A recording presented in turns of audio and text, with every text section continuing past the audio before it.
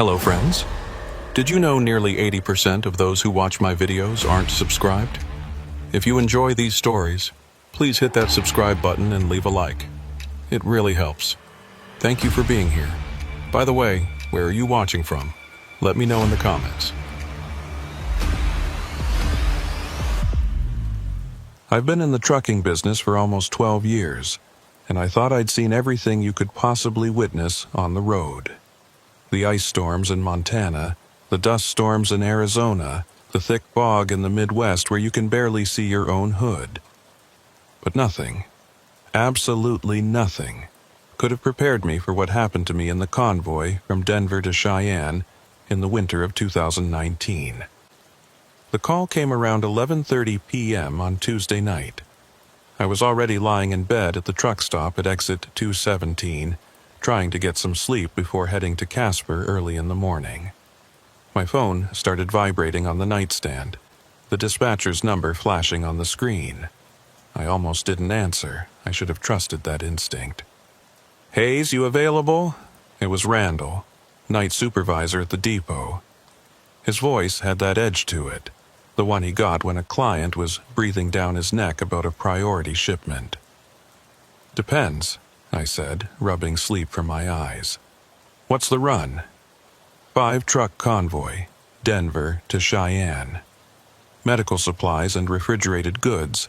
Client wants them there by 6 a.m., no exceptions. You'd be truck 3 in the line. Good pay, double rate for the overnight. I did the math in my head. 7 hours, maybe 8 with the convoy speed restrictions. The money was good, and I could use it. My daughter's tuition payment was coming up, and I was a bit short. Who else is rolling? Cole's taking lead. Got Briggs and Mason confirmed. Still waiting on one more. Randall paused. "Look, I know it's short notice, but this is premium pay. Straight shot up I-25, convoy protocol the whole way. Should be easy money." That should have been my second warning. Nothing in this job is ever easy money. "Yeah, all right, I'll take it. Give me 45 minutes to get to the depot. 30 would be better. Wheels up at midnight sharp." I hung up and stared at the ceiling of my sleeper cab for a long moment. Something about the whole thing felt off, but I couldn't put my finger on what. The job sounded routine enough. Convoys weren't my favorite. Too much coordination, too many personalities, too many things that could go wrong, but they paid well and usually went smooth if everyone followed protocol. I got dressed, fired up the engine, and headed south toward the Denver depot. The roads were mostly empty, just the occasional car heading home from a late shift or a bar. The temperature had dropped into the teens, and a light snow was starting to fall. Nothing serious, just enough to make the asphalt shimmer under the streetlights. The depot was lit up like a prison yard when I rolled in. 4 trucks were already lined up near the loading bays, engines running, exhaust rising in white clouds against the security lights.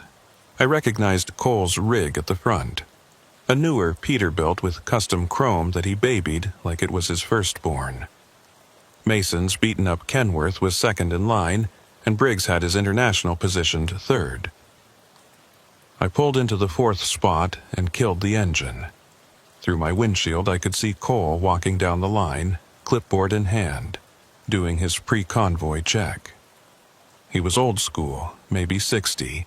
With gray hair he kept military short, and a handlebar mustache he'd been growing since before I was born.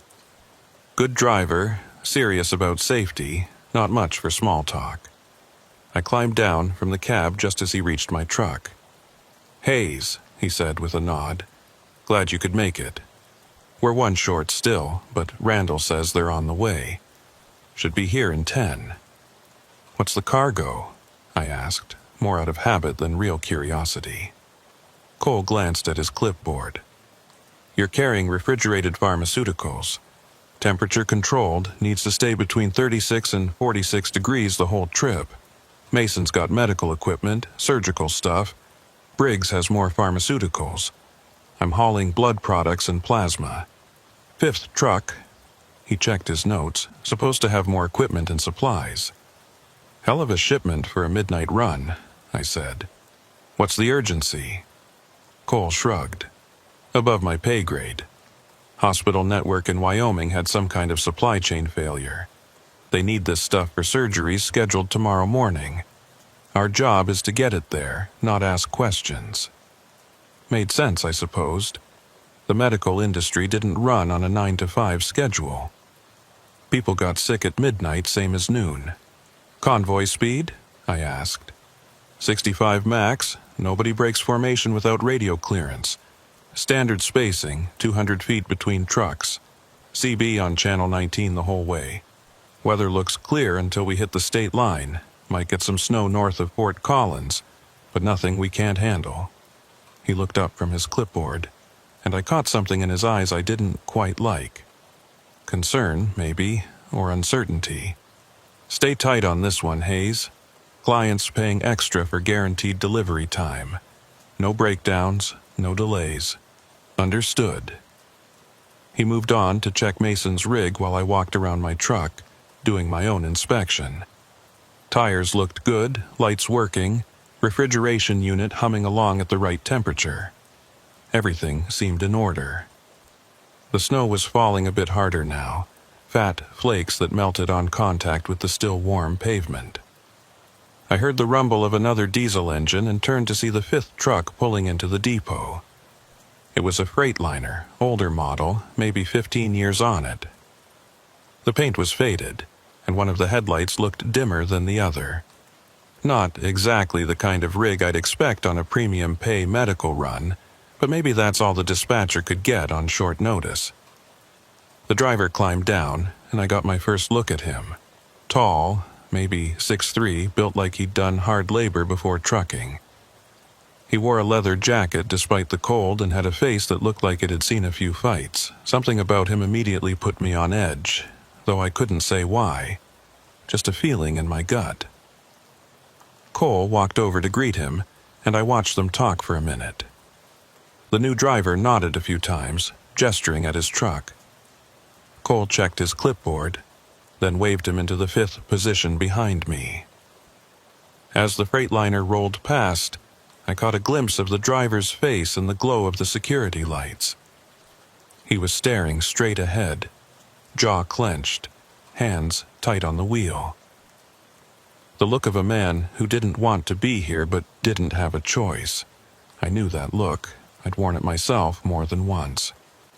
"All right, listen up," Cole's voice carried across the depot yard. "We're wheels up in 5 minutes. Standard convoy protocol applies. Maintain spacing, maintain speed, maintain radio contact. Check in every 30 minutes on the 30s, 12:30, 1 o'clock, so on. If you have a problem, call it in immediately. Questions?" Nobody said anything. We were all professionals. We knew how this worked. "Good, let's roll." I climbed back into my cab and started the engine. The clock on my dashboard read 11:58 p.m. 2 minutes to midnight. I'd done plenty of night runs, but there was something about starting a convoy at the stroke of midnight that felt ominous, like we were tempting fate somehow. At exactly midnight, Cole's brake lights flashed twice, the signal to move out. His rig lurched forward, followed by Mason, then Briggs.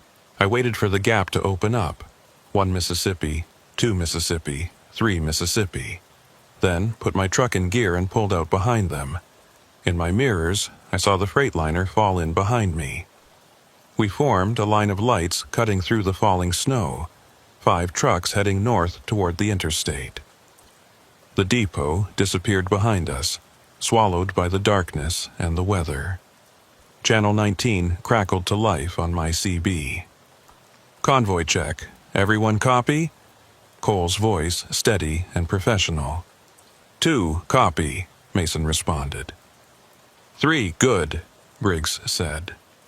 4, copy, I said. There was a pause. Static hissed through the speaker. Then finally, 5. The voice was deep, almost a growl. the new driver. Good. Let's keep it tight, gentlemen. Next check at 12:30. We merged onto I-25 North, and the city lights began to thin out behind us. The highway stretched ahead, a ribbon of dark asphalt lit only by our headlights and the occasional street lamp. Traffic was non-existent, just us and the empty road. I settled into my seat and tried to relax. 7 hours to Cheyenne. Straight shot, good weather, experienced drivers, should be routine. But as we passed mile marker 215 and left the last of Denver's suburbs behind, I noticed something that made my hands tighten on the wheel. In my side mirror, I counted the trucks behind me, just like I always did on a convoy, automatic habit, making sure nobody fell behind or drifted out of formation. I counted once, then again because the first count didn't make sense. There were 3 trucks behind me. I was truck 4.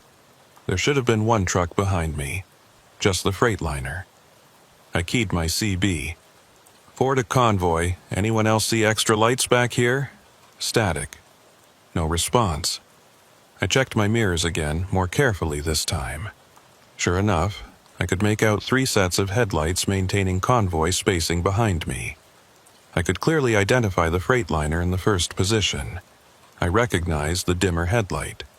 But behind it were 2 more trucks, running dark except for their headlights, spaced perfectly, maintaining our speed. 4 to 5, you got company back there? More static. Then the Freightliner driver's voice, confused. -4, just me. You sure about that? I'm counting 3 trucks behind me. I am looking at my mirrors right now. Nobody behind me but empty highway. I frowned, leaning closer to my mirror. The lights were still there, clear as day. 3 trucks. Maybe it was a trick of the snow, I thought. Maybe some other convoy happened to be heading north at the same time, and they'd fallen in behind us by coincidence. Lead, this is 4. We might have picked up a tail. 3 additional trucks running convoy spacing behind 5. Cole's voice came back, irritated. 4. We're the only authorized convoy on this route tonight. Dispatch confirmed. You sure about what you're seeing? I looked again. The lights were still there, unwavering, perfectly spaced. Affirmative, lead, 3 trucks, clear visual. 5, can you confirm? Negative, lead. I'm not showing anything behind me, road's empty. There was a long pause, then Cole said, 4, you feeling okay? You tired? I'm fine, I said, though my heart was starting to beat faster. Wide awake, and I'm telling you, I see 3 trucks. Mason, Briggs, either of you got visual on anything unusual? Negative, lead, Mason said. Nothing here, Briggs added. Another pause. 4, I'm going to chalk this up to snow glare or fatigue. Keep your eyes on the road and maintain position. If those trucks are real, they'll pass us or fall back eventually. If they're shadows, they'll disappear. Either way, we stay focused on the job. Copy? I didn't want a copy. I wanted to argue, to insist that I wasn't seeing things. But Cole was lead, and arguing over the CB was a good way to lose convoy jobs. Copy, lead. Good. Next check at 12:30, convoy out. The radio went silent except for the soft static of dead air. I drove on, trying to focus on the road ahead, on Briggs' taillights, on maintaining my spacing. But my eyes kept drifting to the mirrors, to those 3 sets of headlights behind me, following at exactly the right distance, never wavering, never falling back. The snow was getting heavier. Visibility was dropping. The highway felt narrower somehow, like the darkness was pressing in from both sides. And somewhere in the back of my mind, a small voice was whispering that something was wrong with this convoy. Something had been wrong from the very beginning. I thought about my daughter, about that tuition payment, about why I'd agreed to take this job on such short notice. The money had seemed good. But what if the money was good because nobody else wanted this run? What if the other drivers had known something I didn't? At 12:17, my temperature gauge flickered. Just once, just for a second. But in a refrigerated trailer carrying temperature-sensitive medical supplies, that flicker was enough to make my blood run cold. I watched the gauge like a hawk, but it stayed steady. 38 degrees, right in the safe zone. At 12:23, I thought I heard something on the CB. Not words exactly. More like a rhythmic clicking, almost like Morse code. I turned up the volume, but it faded away into static before I could make sense of it. At 12:29, 1 minute before our scheduled check-in, I looked at my mirrors one more time. There were 4 trucks behind me now. I opened my mouth to key the CB, to report it, to demand that someone else confirm what I was seeing.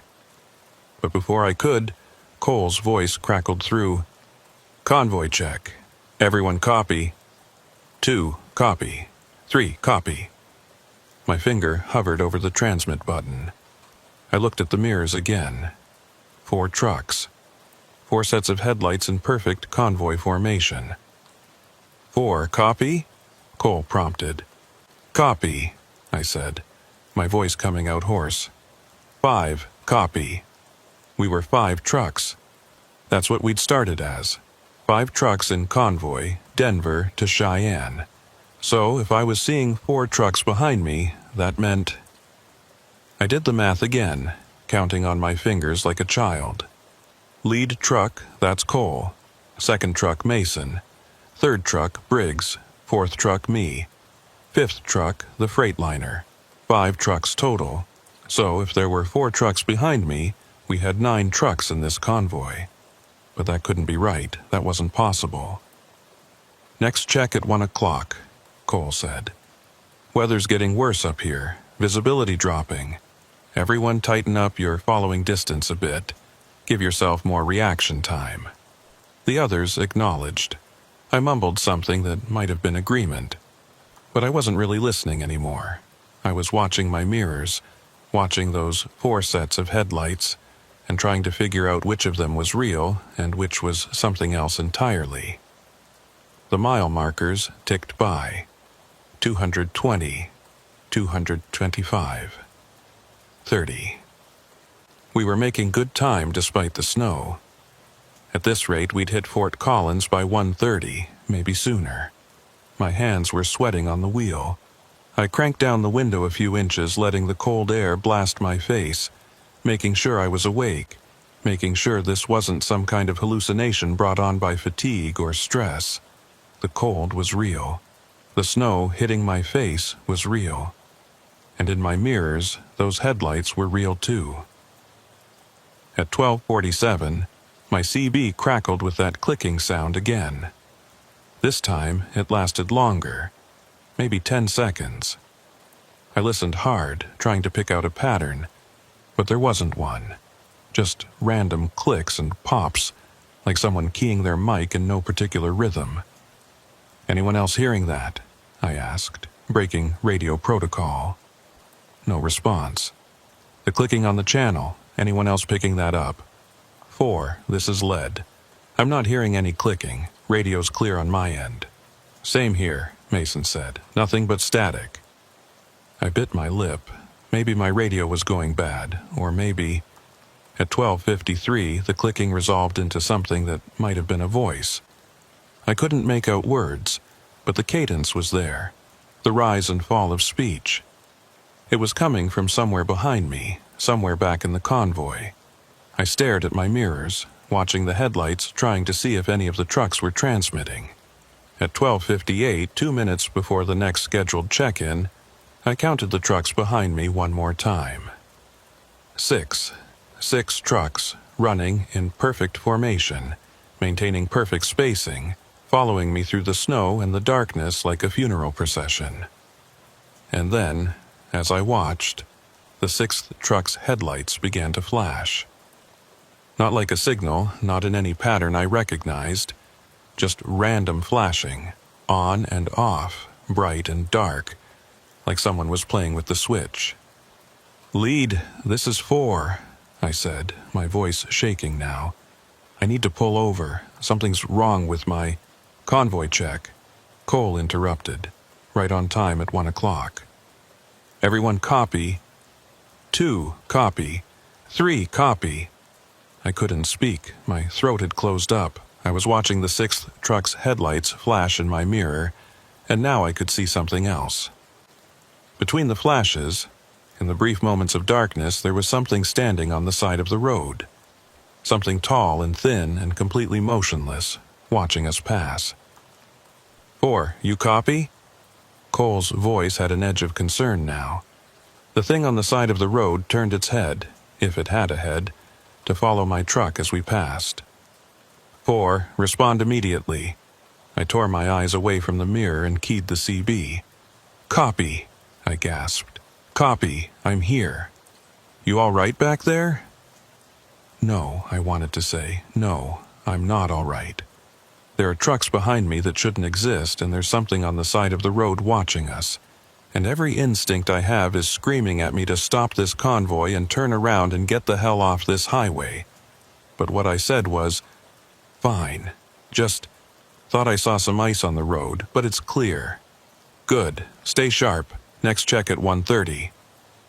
The convoy rolled on through the snow and the darkness, and I drove with my eyes locked on Briggs' taillights ahead of me, refusing to look at my mirrors, refusing to acknowledge the impossible thing that was happening behind me.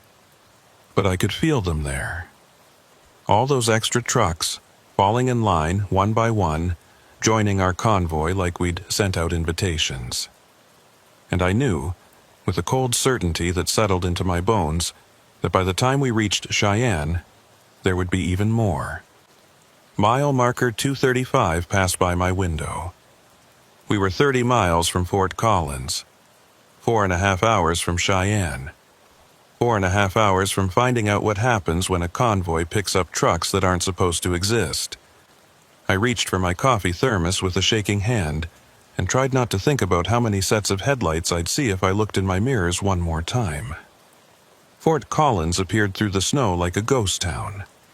We passed the city limits sign at 1:47 a.m., nearly 20 minutes ahead of schedule despite the weather. The streetlights cast orange pools on the empty streets, and I caught glimpses of closed businesses, dark houses, traffic lights cycling through their patterns for nobody. Cole's voice crackled over the CB, lead to convoy, Fort Collins checkpoint, fuel status check.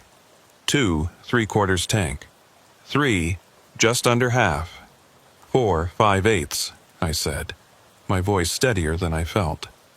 There was a pause, then, 5, you copy? Static. 5, respond with fuel status. More static, then a burst of that clicking sound I'd heard earlier. It lasted maybe 3 seconds before resolving into the Freightliner driver's voice, half tank. Copy all, no refuel stop necessary. We push through to Cheyenne. Next check at 2 o'clock.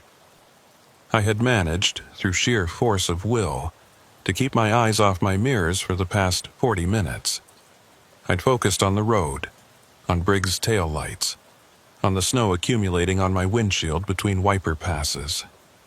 I'd turned on some music, classic country, Merle Haggard, trying to fill the cab with something normal, something real. But now, as we left Fort Collins behind and headed back into the empty darkness of the highway, I couldn't resist any more. I looked at my side mirror and immediately wished I hadn't. There were 8 trucks behind me now, 8 sets of headlights in perfect convoy formation, spacing exact, speeds matched. The Freightliner was still there in the first position, distinctive with its dimmer headlight. But behind it were 7 more trucks, stretching back into the snowy darkness like a chain of ghosts. My hands started shaking on the wheel. This wasn't fatigue. This wasn't snow glare or shadows or any rational explanation my mind wanted to offer. This was something else, something wrong, something that violated every rule of reality I understood. I grabbed my CB mic. Lead, this is 4. I need to report. 4, hold your traffic. Cole's voice cut me off. 2, you seeing any ice patches up there? Negative, lead, roads clear, little snow, but pavement's holding. Copy. 3. No ice. Getting some accumulation on the shoulder, but the lanes are fine. I tried again. Lead. This is 4. I really need to... 4. Unless it's an emergency. Hold your traffic. We're in a tight window here. I bit back my frustration. What would I even say? That I was seeing impossible trucks? That our 5-truck convoy had somehow tripled in size? Cole had already brushed off my concerns once. He'd just tell me I was tired, that I was seeing things. But I wasn't tired. I'd never been more awake in my life. At 1:53, my temperature gauge flickered again. This time it dropped to 34 degrees before jumping back up to 38.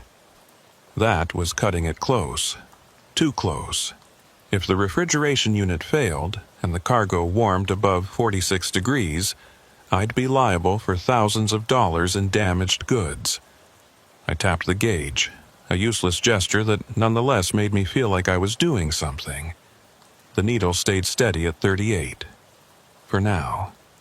At 1:56, the clicking on the CB started again. But this time, it had a rhythm to it. 3 short clicks, 3 long, 3 short. A pattern I recognized from my grandfather's old war stories. SOS. Someone was sending SOS in Morse code over the convoy channel. I keyed my mic. Lead, are you getting this? Getting what? 4. The clicking. The SOS signal. 4. My radio's dead silent except for normal check-ins.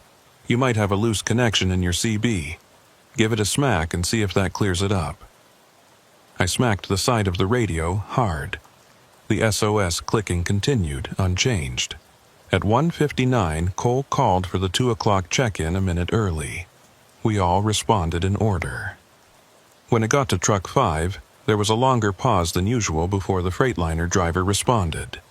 And when he did, his voice sounded different, strained, like he was forcing the words out. 5. Copy. You good back there, 5? Cole asked. Another long pause. Yeah, all good. But he didn't sound good. He sounded terrified. I made a decision. I switched my CB from channel 19 to channel 23, a channel we weren't supposed to use during the convoy, but one that should still reach any truck within a few miles. 5. This is 4. You reading me on 23? A burst of static, then, I read you 4. You seeing anything weird back there, in your mirrors? His response came quickly, words tumbling over each other. Jesus Christ, you see them too? The trucks? I thought I was losing my mind. I've been counting. They keep multiplying. There's got to be. How many do you count? Behind me? At least 6. Maybe 7. I can't. The snow makes it hard to tell where one set of lights ends and the next begins. My stomach dropped. If there were 6 or 7 trucks behind him, and I was seeing 8 behind me, including him, that meant... I did the math, even though I didn't want to. 13 trucks, minimum, possibly more. We'd started with 5. We need to tell Cole, I said. I tried, an hour ago. He said I was seeing reflections from the snow. Said there was nothing on the GPS showing any other vehicles on this stretch of highway. So, what do we do? Before the Freightliner driver could answer, Cole's voice boomed over channel 19. 4, 5, get back on the convoy channel, now. I switched back, my heart pounding. I don't know what you two think you're doing, Cole continued, but side-channel communication during a convoy is a protocol violation. You got something to say, you say it where everyone can hear it. Understood? Copy, lead, I said. 5. Copy. Good. Now both of you maintain radio discipline and focus on the road. We're less than 4 hours from delivery. I don't want any more distractions. The channel went quiet, except for the soft hiss of static and the occasional burst of that SOS clicking. I drove on, watching the mile markers tick by. 245, 250, 2005. We were making excellent time. At this rate, we'd arrive in Cheyenne before 5 a.m., a full hour ahead of schedule. But something was nagging at me. I pulled out my phone and checked the GPS. According to the map, we should have passed the exit for Wellington about 10 minutes ago. But I didn't remember seeing it. I'd been focused on my mirrors, sure, but I should have noticed the exit sign, the overpass. I scrolled ahead on the GPS to the next landmark. There was a rest area coming up in about 5 miles on the right side of the highway. I made a mental note to watch for it. 5 miles passed, then 10, then 15. No rest area. I checked the GPS again. According to the map, I was currently sitting in the rest area parking lot. But through my windshield, all I saw was highway stretching ahead into the darkness. Briggs's taillights. The falling snow. Lead, this is 4. I'm showing some GPS anomalies. Anyone else having navigation issues? Negative, 4. My GPS is tracking fine. Showing us on I-25 north, about 40 miles south of the Wyoming border. I looked at my own GPS. It showed the same thing, 40 miles south of the border. But something felt wrong. The mile markers didn't match. The landmarks were missing. It was like the highway had become a loop, showing us the same stretch of road over and over while our GPS insisted we were making progress. At 2:17, my temperature gauge dropped again. This time it fell to 32 degrees and stayed there for a full minute before climbing back up. I watched it nervously, willing it to stabilize. 32 was freezing. If it went any lower, if the cargo actually froze. At 2:23, Mason broke the silence. Lead, I'm showing a warning light on my dash. Oil pressure. Can you make it to Cheyenne? Probably, but I'd like to pull over and check it if we get a chance. Negative. Clients paying for time-guaranteed delivery. Unless it's critical, we push through. Copy. At 2:30, the scheduled check-in, something strange happened. Cole called for the check, and we all responded in order. 1, 2, 3, 4, 5. But then, after truck 5 responded, there was another voice. 6, copy. Everyone went silent. I stared at the CB, my blood turning to ice. Who the hell is that? Cole demanded. Identify yourself immediately. No response. This is a private convoy on a closed contract. If you're trying to piggyback on our channel, switch to a different frequency now. Still no response. 5, you got a visual on anyone behind you?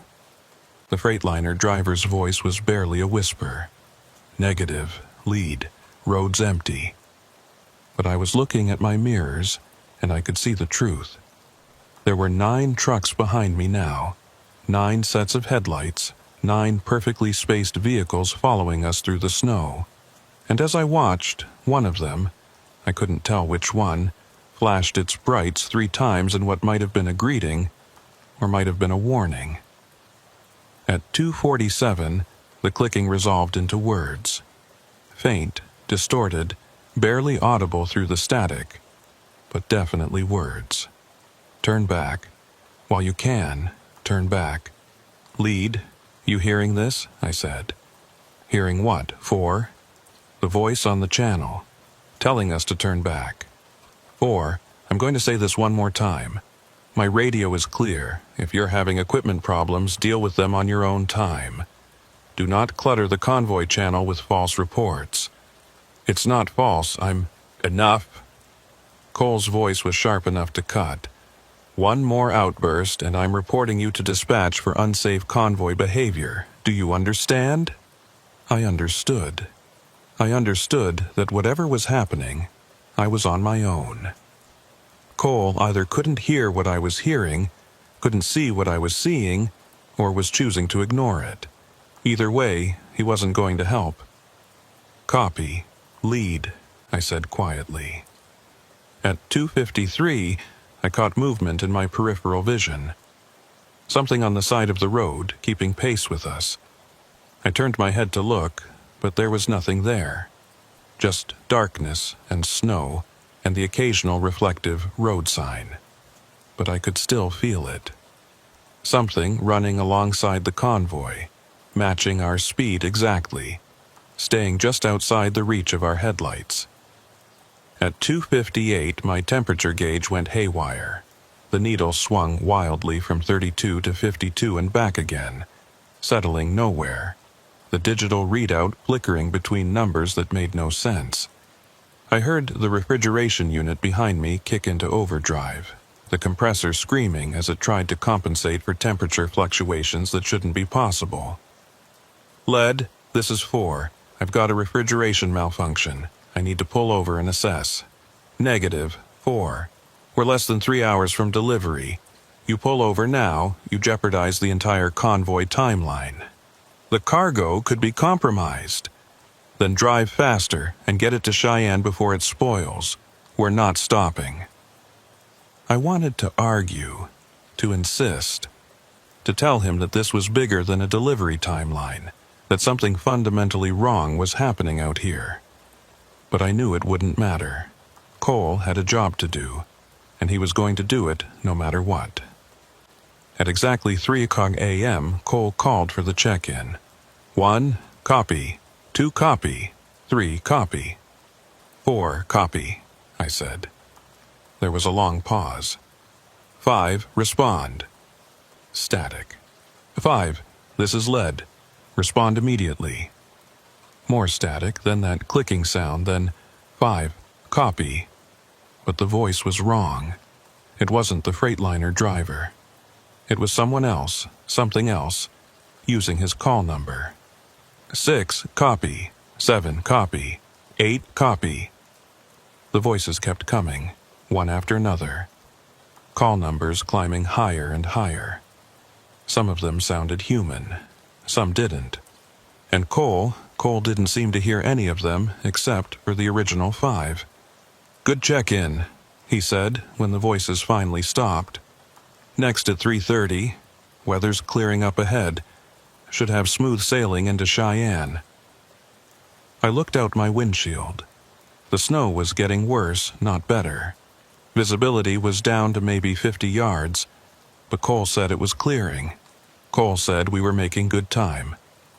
Cole said everything was fine. I didn't believe him anymore. At 3:17, I passed a mile marker that I'd already passed 30 minutes earlier.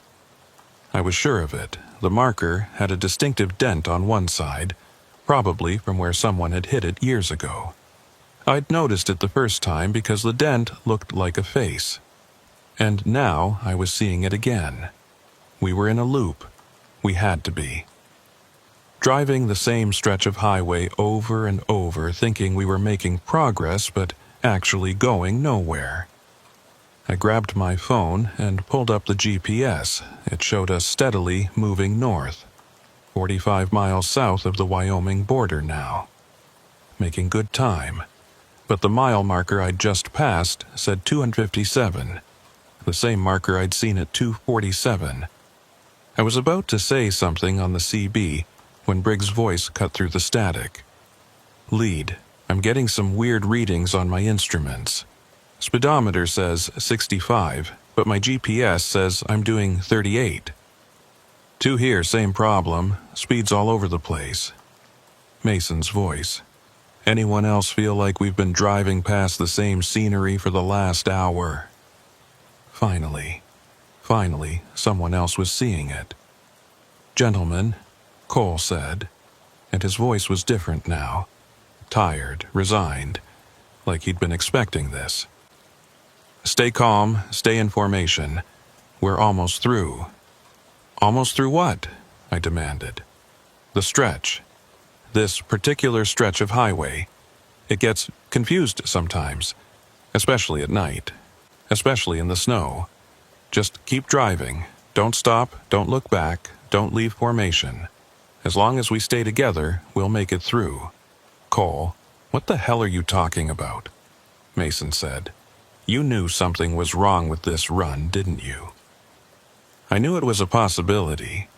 That's why the pay was double rate. That's why dispatch had trouble finding drivers. Most of the old-timers know about this stretch.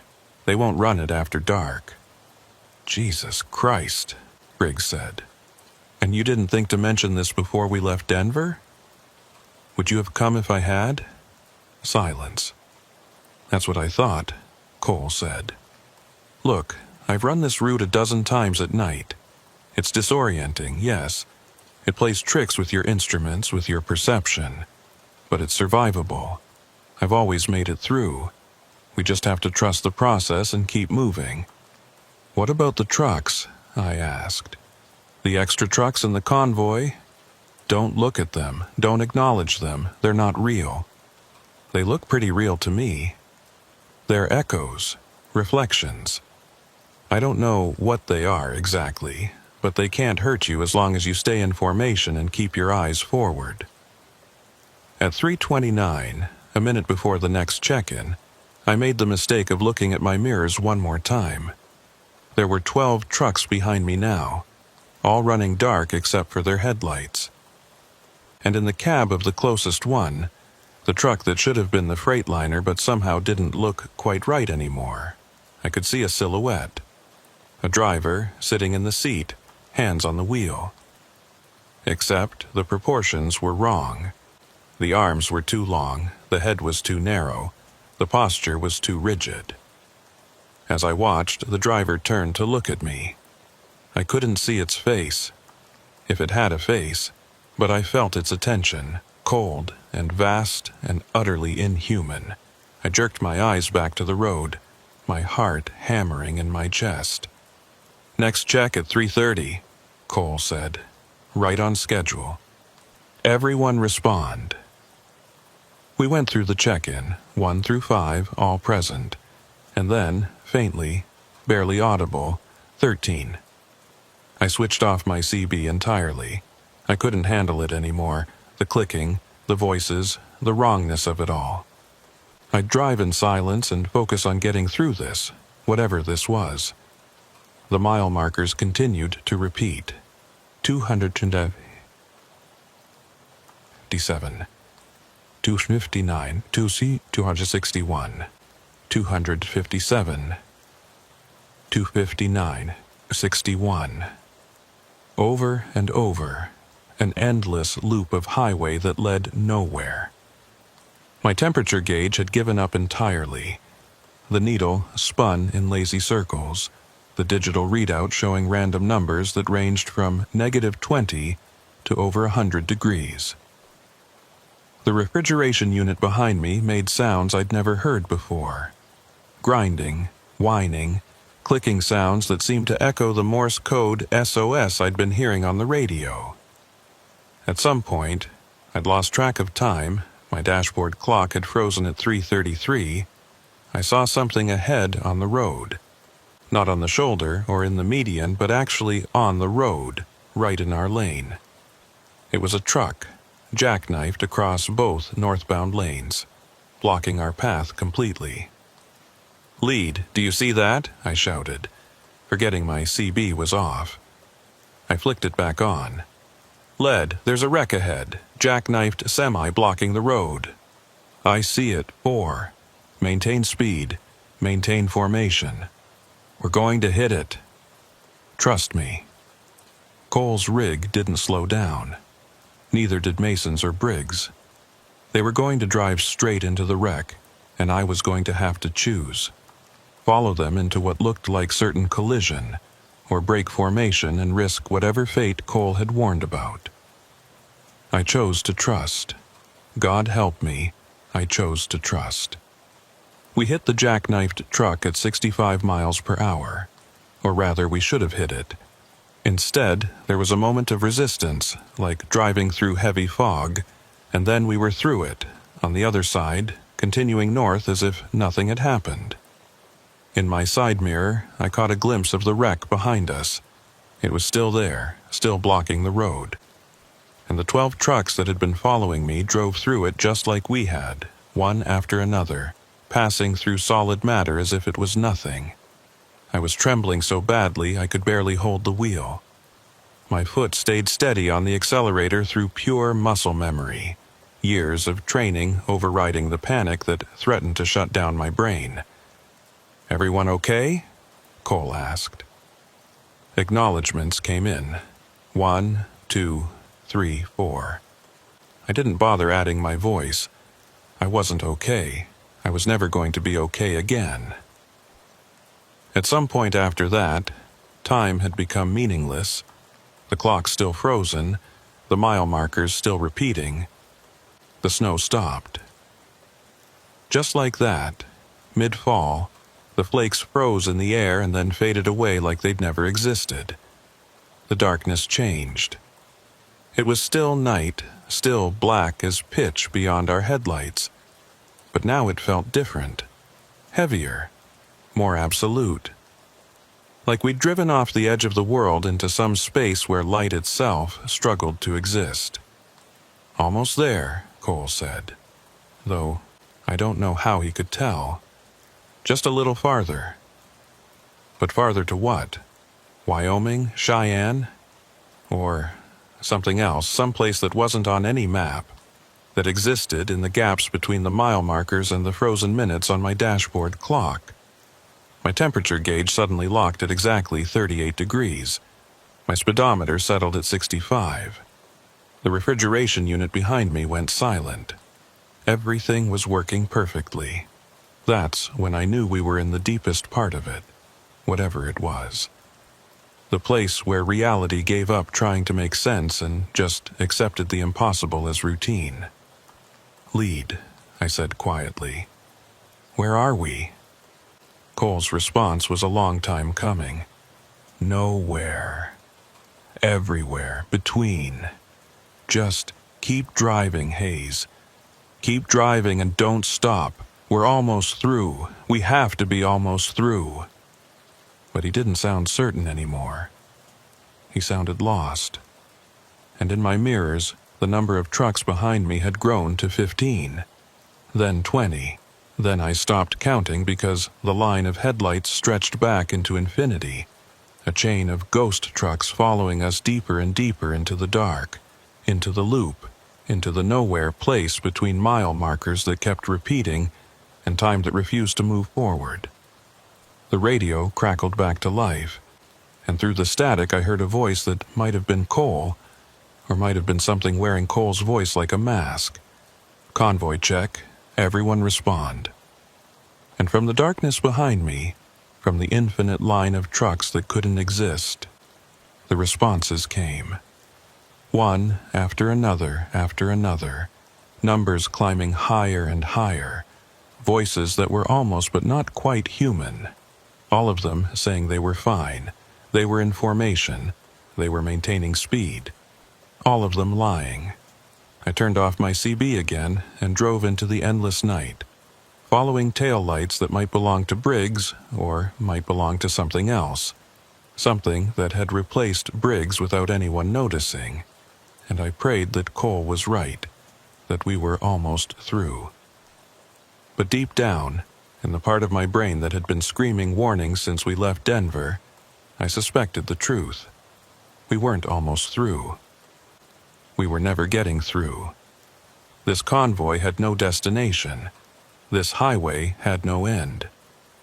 And somewhere behind me, truck number 47 was copying in for the check, its voice crackling with static and something that might have been hunger. I don't know when I realized we'd left reality completely behind. Maybe it was when my fuel gauge, which had read 3/4 full just an hour ago, suddenly showed empty, then full, then empty again in rhythmic pulses like a heartbeat. Maybe it was when I looked at Briggs' truck ahead of me and saw it flicker, just for a second, into something that definitely wasn't a Kenworth or any truck that had ever rolled off a factory floor. Or maybe it was when the sun started to rise. Except it wasn't rising in the east, where the sun had risen every single day for the past 4.5 billion years. It was rising in the west, behind us, casting our shadows long and wrong across the highway ahead. "Anyone else seeing this?" Mason's voice crackled over the CB, breaking the silence that had held for, I checked my clock, still 3:33 a.m. Time had stopped moving entirely. "Seeing what, too?" Cole's voice sounded distant, hollowed out. "The sun, it's coming up behind us." "Don't look at it," Cole said. "Eyes forward. Always, always forward." But I was already looking in my mirrors, and what I saw wasn't exactly a sun. It was light, yes, a vast and terrible light that was growing brighter by the second. But it was the wrong color. Not gold or orange or any shade that belonged to a star, but a kind of pale green-white that made my eyes water and my head throb. And it was getting closer. The light was moving, chasing us up the highway at impossible speed, swallowing the infinite chain of ghost trucks behind me one by one. As it consumed each truck, I heard a sound over the CB, a scream maybe, or something like a scream, but in a register that human throats couldn't produce. "Faster," Cole said. We need to go faster." "We're already pushing 70, Briggs protested. "Then push 80, 90, whatever it takes, don't let it catch us." My foot pressed harder on the accelerator, and my truck responded with a surge of power that shouldn't have been possible given the grade and the load I was carrying. Around me, the others were accelerating too, our convoy formation falling apart as the primal need for survival overrode all training and protocol. The speedometer crept upward, 75, 80, 85. The truck was shaking, the engine screaming, and I knew I was destroying the transmission. Knew I'd be lucky if I didn't blow a tire or throw a rod, but none of that mattered because the light was still gaining. In my mirrors, the last of the ghost trucks disappeared into the advancing glow. For a moment I thought I saw the Freightliner, the real one, with Truck 5's driver inside, trying to outrun the light. Then it was gone, swallowed whole, and the light reached out for me with fingers of pale fire. "It's not going to work," I said into the CB. "We can't outrun it." "We have to try," Cole shouted. "We have to." His voice cut off mid-word, replaced by static and then by silence. On the road ahead, I watched his truck flicker and fade, there 1 second and gone the next. Mason's followed a heartbeat later, then Briggs. I was alone on an empty highway with impossible light chasing me, and a clock frozen at 3:33 a.m. and mile marker 257, repeating endlessly on both sides of the road. I should have been terrified. Part of me was. But another part, the part that had been driving trucks for 12 years, that had seen ice storms and flash floods and roads that tried to kill you just for existing, that part was angry. I slammed on the brakes. The truck shuddered and skidded, tires screaming, the whole rig threatening to jackknife. But I held it steady, brought it to a complete stop right there in the middle of the highway and waited for the light to catch me.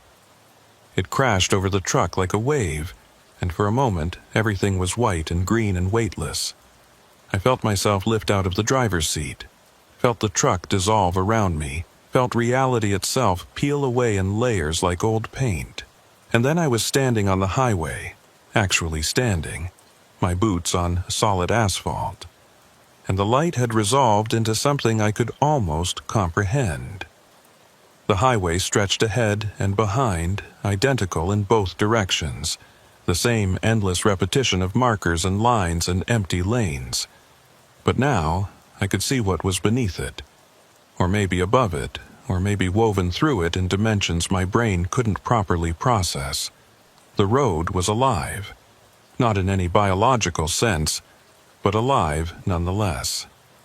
It pulsed and breathed and hungered, and it had been feeding on us, on our convoy, on our expectation of forward progress, on our certainty that driving north would eventually lead to a destination. Every mile we'd driven had taken us deeper into it, not because we were moving, but because we believed we were moving. Our conviction that we were making progress toward Cheyenne had made us into perfect prey. "Hayes." I turned to find Cole standing beside me. He looked solid, real, but also somehow translucent. like I could see through him to the road beyond. "You stopped," he said. "Nobody ever stops. They all run until the light takes them. Where are the others?" He gestured down the highway. In the distance I could see them. Mason, Briggs, the Freightliner driver, and dozens of others I didn't recognize. All standing motionless on the endless road, all flickering in and out of existence. "Some of them have been here for years," Cole said. "Decades, maybe. Time doesn't work right in this place, and that they're still running in their trucks, still trying to outrace the light, still checking in on the CB at scheduled intervals.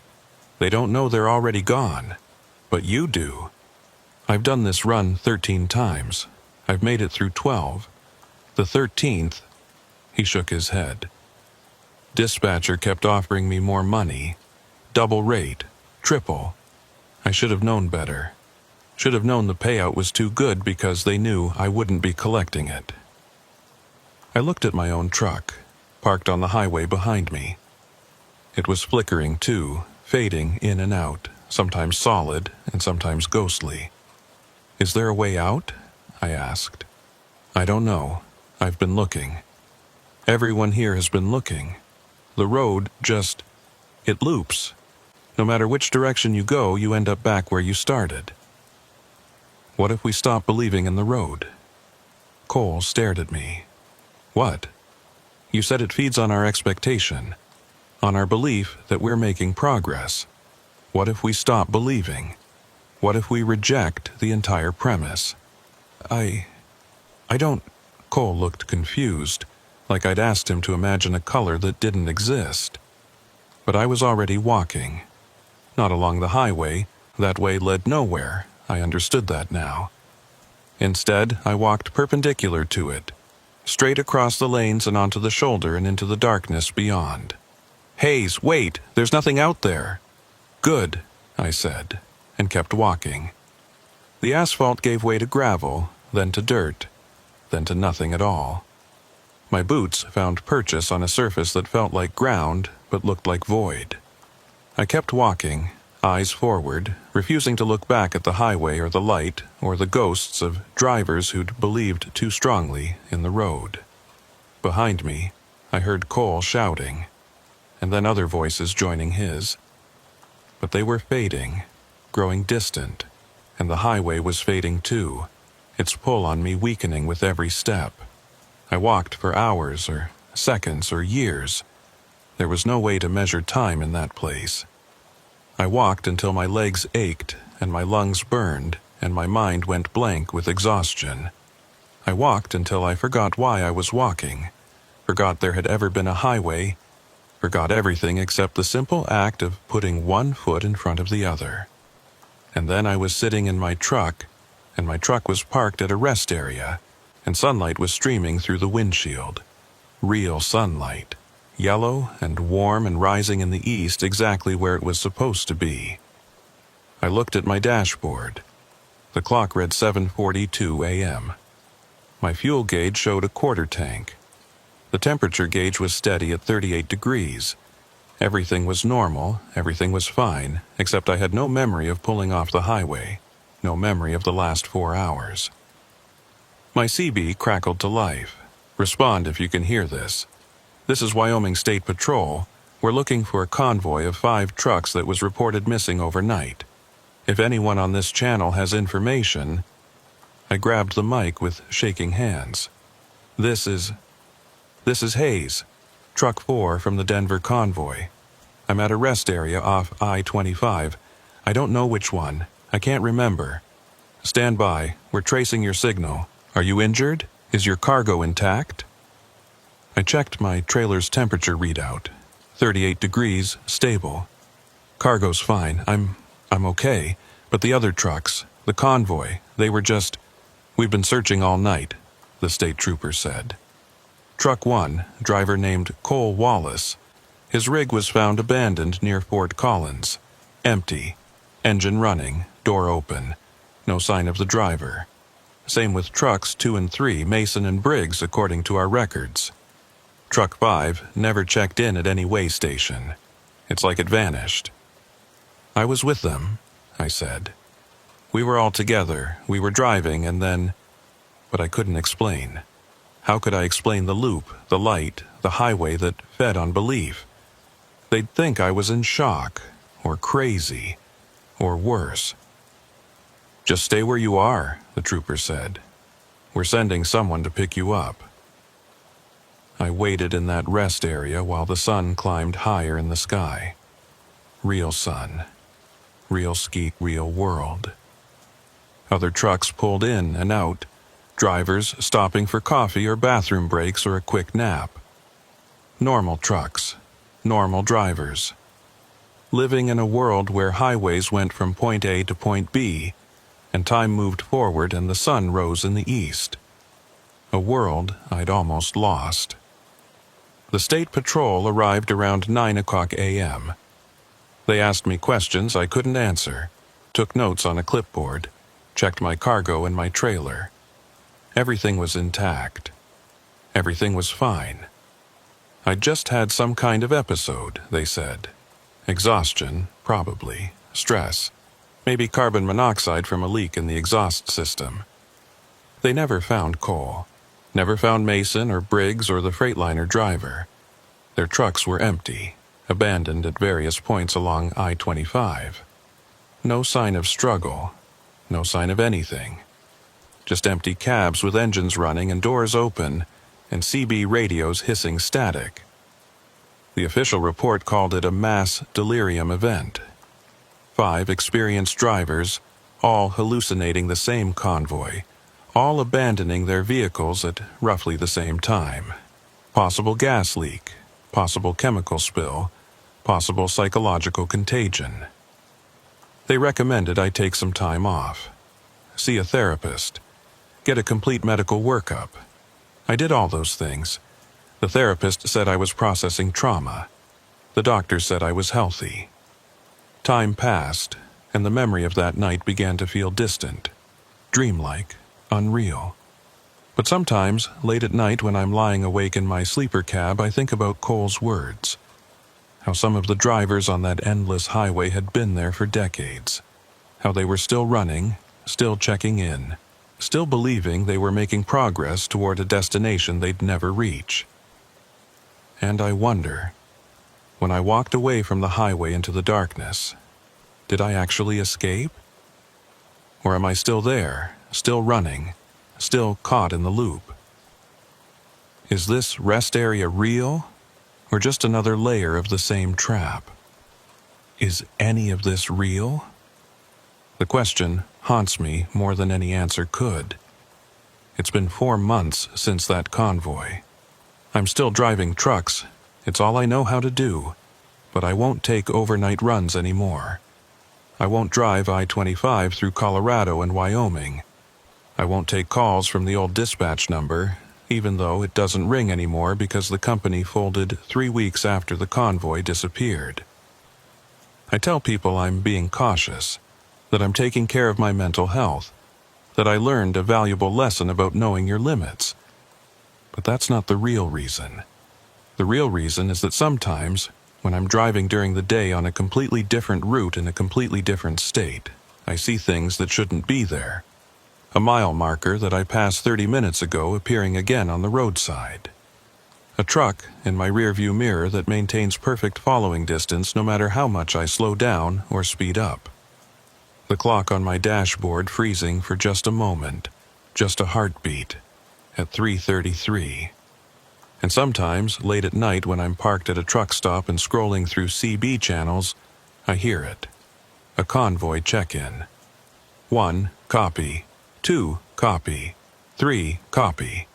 Cole's voice. Mason's voice. Briggs' voice. All still out there somewhere, still running their route. Still believing they're making progress toward Cheyenne. Still counting trucks that keep multiplying in their mirrors. I never respond. I just turn off the radio and try to sleep, though sleep doesn't come easy anymore. Because I keep asking myself the same question. If they're still out there on the loop, still running the same stretch of highway over and over, what makes me so certain that I got out? What if I'm still there too, and this, all of this, is just another layer of the dream, another reflection in the infinite mirrors. What if the rest area where the state patrol found me was just another part of the loop, and I've been driving in circles for 4 months believing I'm free? There's no way to know, no way to prove I'm really here, really awake, really in the world that follows normal rules. All I can do is keep driving and watch for the signs. The wrong mile marker, the ghost truck in my mirror, the clock that freezes at 3:33. And if I see them, when I see them, I'll have to make a choice. Do I accept it? Do I pull over and walk into the darkness again, hoping to find another exit? Or do I keep driving, keep believing in forward progress, keep checking in on schedule and maintaining my speed? I don't know what I'll do, but I think about it constantly. Last week, I was hauling a load of electronics from Phoenix to Albuquerque. Daytime run, clear weather, easy route. Everything normal. I passed mile marker 157 around noon. At 12:47, I passed it again. I told myself it was a coincidence, that I'd misread the first marker, that I was tired and imagining things, but then I passed it a third time at 1:19. I pulled over at the next exit and sat in a parking lot for 3 hours, watching other trucks pass by on the interstate. Normal trucks, normal traffic. Everything fine. But when I merged back onto the highway and drove another 30 miles, the next marker I saw was 157. I'm parked at a truck stop now, writing this down. I don't know why. Maybe because if this is real, someone should know what happened to us. Someone should know about the convoy that left Denver at midnight and never arrived in Cheyenne. Or maybe I'm writing it because I'm still in the loop, and this is just what I do in this particular iteration. Write the same account over and over, in truck stops that all look the same, while the highway waits patiently for me to merge back into traffic. There's a knock on my door. I look out the window. There's a state trooper standing there, young guy, can't be more than 30. He gestures for me to roll down the window. "Everything all right?" he asks. "Yeah, just taking a break." "You've been parked here for 6 hours. I check my dashboard. The clock reads 3:33 p.m., but I could swear it was just after 8 when I pulled in. "Sorry, I didn't realize. I'll get moving." The trooper nods, but he doesn't leave. He stands there looking at me, and there's something in his eyes that makes my blood run cold. Recognition, maybe, or pity. "Be careful out there," he says. "Highway's been strange lately. Drivers seeing things, getting confused about where they are. What kind of things?" He shrugs. Extra trucks in their mirrors, mile markers that repeat, time that doesn't move right. He pauses. "You ever experience anything like that?" I should lie. Should tell him everything's fine, I'm just tired. I'll be more careful. But instead, I hear myself say, "Yeah, I have." The trooper nods slowly. "Then you know. Once you see it, once you're aware of it, it never really lets you go. The highway, I mean. It keeps pulling at you, trying to get you back." "Get me back where?" "To the loop, to the stretch, to the place where the road feeds." He leans closer to my window. Some people fight it, try to avoid it. Stop driving at night, stick to major routes, never let their guard down. Sometimes it works. Sometimes they go years without another incident. And other times? Other times they end up right back where they started. In the convoy, in the dark, counting trucks that shouldn't exist. My hands are shaking on the steering wheel. "Are you really a state trooper?" He smiles, but it doesn't reach his eyes. "Doesn't matter, I'm here. You're here, we're having this conversation. That's real enough, isn't it?" "I want out," I say. "I want off the highway for good. I want to stop driving and find some other job, some other life. Then do it. Quit tomorrow." Walk away from trucking and never look back.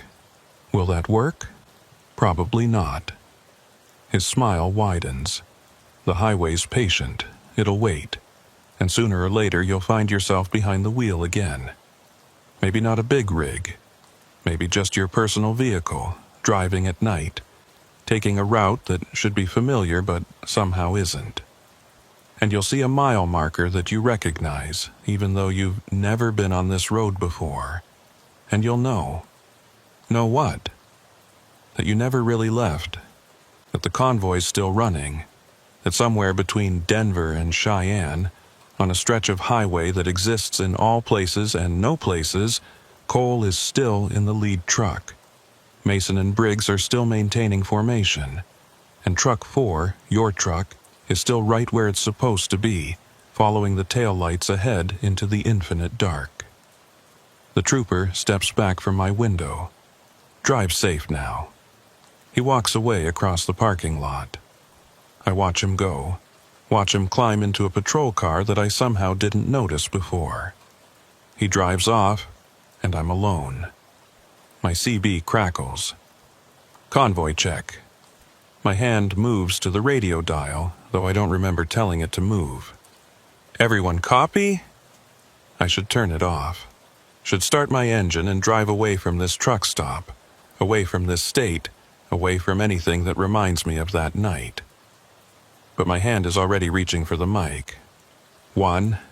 Copy. That's not Cole's voice. Or maybe it is, and I've just forgotten what he really sounded like. 2. Copy. 3. Copy. My fingers close around the mic. I lift it to my lips. This is where I should stop. This is where I should drop the mic, start the engine, break free before it's too late. But I can't, because maybe it's already too late. Maybe it was too late from the moment I answered Randall's call that Tuesday night. Maybe the convoy found me before I found it, and everything since then, the escape, the rescue, the 4 months of normal driving, has just been another loop, another layer, another way the highway feeds. 4, I say into the mic. Copy. And somewhere, in a place between mile markers and moments, the convoy continues. 5 trucks driving north from Denver to Cheyenne, maintaining formation, checking in on schedule, making progress that goes nowhere. Maybe I'm in my apartment, asleep, dreaming this. Maybe I'm still walking in that darkness beyond the highway, and this is what walking feels like when you've forgotten you're walking. Maybe I'm exactly where I think I am, parked at a truck stop in New Mexico, 4 months and 1,000 miles away from that night. Or maybe I'm in Truck 4, hands on the wheel, eyes on Briggs' taillights, watching my mirrors fill with ghost trucks that keep multiplying. And all of this, the escape, the investigation, the months of normal life, is just what the highway shows you while it digests you slowly, feeding on your hope that you got away. I'll never know for certain, but in a few minutes, I'm going to start my engine. I'm going to merge back onto the interstate, and I'm going to drive. Maybe I'll make it to my destination.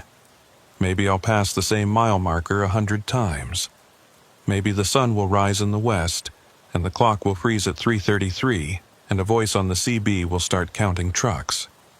All I can do is drive and watch for the signs and hope that this time, this iteration, this version of the loop, I'll recognize the exit when I see it. If I see it, if there even is one. The highway stretches ahead, dark and patient and hungry, and I'm still trying to figure out if I'm chasing my destination or if my destination has been chasing me all along. Mile marker 0. That's where we started. That's where we always start. And maybe if the highway is kind, if the loop eventually completes, if there's an end to this infinite repetition, maybe that's where we'll finish too. There's an unwritten rule in convoy trucking that nobody talks about, but everyone knows. Never volunteer to be the last truck. The guy at the back sees everything the others miss. Every pothole they dodge, every piece of debris they kick up, every bad decision that ripples down the line. You're eating everyone else's dust, literally and figuratively, and if something goes wrong, you're the first one left behind. But on the night of March 3rd, 2021, I didn't have a choice. My name's Wyatt Reeves, and I've been driving commercial freight for about 8 years. Not long enough to be a veteran, but long enough to know better than to take certain jobs. Unfortunately, 8 years also isn't long enough to build up the kind of savings that let you turn down good money when your transmission just cost you $4,000 to rebuild, and your ex-wife's lawyer is breathing down your neck about child support. So when the call came in at 10:47 p.m. asking if I could join a 4-truck convoy from Bakersfield, California to Reno, Nevada, leaving in 90 minutes, I said yes before I even asked about the rate. It's a priority shipment, the dispatcher told me. Her name was Linda, and she sounded tired. Electronics and computer components. Client needs them in Reno by 8 a.m. for some kind of product launch. We've got 3 trucks confirmed, need a 4th. You'd be running sweep. Sweep. Last position. Tail end Charlie. What's the pay? Triple rate, plus a completion bonus if the whole convoy makes it on time. I did the math. Even after taxes and fuel costs, I'd clear enough to catch up on the support payments and have some left over. I'm in. Where's the pickup? Industrial Park off Highway 99, south side of Bakersfield. Be there by midnight. Convoy lead is a guy named Dalton Pierce. He'll brief you on the route and protocol. I hung up and stared at the ceiling of my sleeper cab. Something felt off about the whole setup. Priority shipments usually got scheduled days in advance, not thrown together with 90 minutes notice, and triple rate plus a bonus meant somebody was desperate. But money was money, and I needed it. I fired up my Freightliner and headed south toward Bakersfield, arriving at the industrial park with 15 minutes to spare. 3 trucks were already there, lined up under harsh fluorescent lights that made everything look washed out and ghostly. The lead truck was a sharp-looking Peterbilt, dark blue with chrome trim. The second was a white Kenworth, road-worn but well-maintained. The third was a Mack, older model, with primer spots on the hood where rust had been cut out. I pulled into the 4th position and climbed down to meet the others. The lead driver, Dalton, I assumed, was standing by his truck, checking something on his tablet. He was maybe 50, with the kind of lean, weathered build you get from decades of physical work. Gray stubble, deep lines around his eyes, a cat diesel cap pulled low on his head. "You the 4th?" he asked, without looking up. "Wyatt Reeves, yeah. Good, we're cutting it close." He finally looked at me, his eyes sharp and assessing. "You ever run convoy before?" "A few times. Standard protocol, right? Maintain spacing, stay on channel, check in every 30 minutes. That's the basics. But this runs a little different." He gestured to the other 2 drivers who'd walked over to join us. "That's Garrett in Truck 2, Ellis in Truck 3. We're hauling high-value electronics, which means we can't stop except for genuine emergencies. No food breaks, no fuel stops unless someone's running on fumes. Client wants continuous movement from here to Reno." "What's the route?" I asked. Dalton pulled up a map on his tablet. Highway 58 east to Barstow, then north on 395 through the Owens Valley. We'll hit Reno from the south. Total distance about 460 miles, estimated drive time 7.5 hours with convoy speeds. I studied the map. It was mostly 2-lane highway through some of the emptiest parts of California and Nevada. The Owens Valley in particular was desolate, just desert, mountains, and the occasional small town. That's a lot of dark, empty road for a night convoy. Yeah, but it's also the fastest route, and speed is what the client's paying for. Dalton looked at each of us in turn. Any questions? Garrett, truck 2, spoke up. He was younger, maybe late 20s, with the kind of nervous energy that suggested this wasn't his usual gig. What happens if someone has a mechanical problem? We assess on the spot. If it's a quick fix, we wait. If it's serious, that truck drops out and the convoy continues. The client's contract is for all 4 trucks arriving together, so there's a penalty if we show up short, but it's better than missing the deadline entirely. What if it's the lead truck? Ellis asked. He was older than all of us, probably mid-60s, with the calm demeanor of someone who'd seen it all and wasn't impressed. Then truck 2 takes lead and we keep moving. Point is, nothing stops this convoy short of a major emergency. Dalton checked his watch. We've got 10 minutes until midnight. Get your cargo checked and secured, do a final walk around on your rigs, and be ready to roll. Channel 19 for primary communication. Channel 23 for backup if we get interference. Questions? Nobody had any. I went back to my truck and did my checks. The trailer was loaded with pallets of cardboard boxes, all labeled with the same tech company logo I didn't recognize. Everything was strapped down tight, the door was sealed, the paperwork was in order. My rig was ready. At 11:58, Dalton's voice came over the CB. Final check? Everyone set? 2, ready, Garrett said. 3, good to go, Ellis confirmed. 4, ready, I said. All right, wheels up in 2 minutes. Maintain 50-foot spacing until we're clear of the city, then expand to 200 feet on the highway. Speed limit +5, no more. Stay alert, stay focused, and let's get this done. At exactly midnight, Dalton's brake lights flashed twice and his rig rolled forward. Garrett followed, then Ellis, then me. We formed a line of lights cutting through the industrial park and out onto Highway 99, heading east toward the mountains. Bakersfield fell away behind us, the city lights giving way to scattered houses and then to nothing but darkness and the occasional gas station or truck stop. We merged onto Highway 58 and the road stretched out ahead, a ribbon of asphalt barely visible beyond the reach of our headlights. I settled into position at the back of the convoy, watching Ellis's taillights bob and weave with the road's gentle curves. The spacing was good, the speed was consistent, and the CB was quiet except for the soft hiss of static. For the first hour, everything was routine. We passed through the town of Buttonwillow, then Mettler, small collections of lights that appeared and disappeared in the darkness. The road began to climb, winding up into the Tehachapi Mountains, and I downshifted to maintain speed. My rig handled the grade well, the engine humming with the steady power that comes from a fresh rebuild. At 12:30, Dalton called for the first check-in. Convoy check. 1, status. 1, all systems green. 2, good. Seeing some wind-up here but nothing serious. 3, no issues. 4, all good, I said. Roger. Next check at 1 o'clock, keep it tight.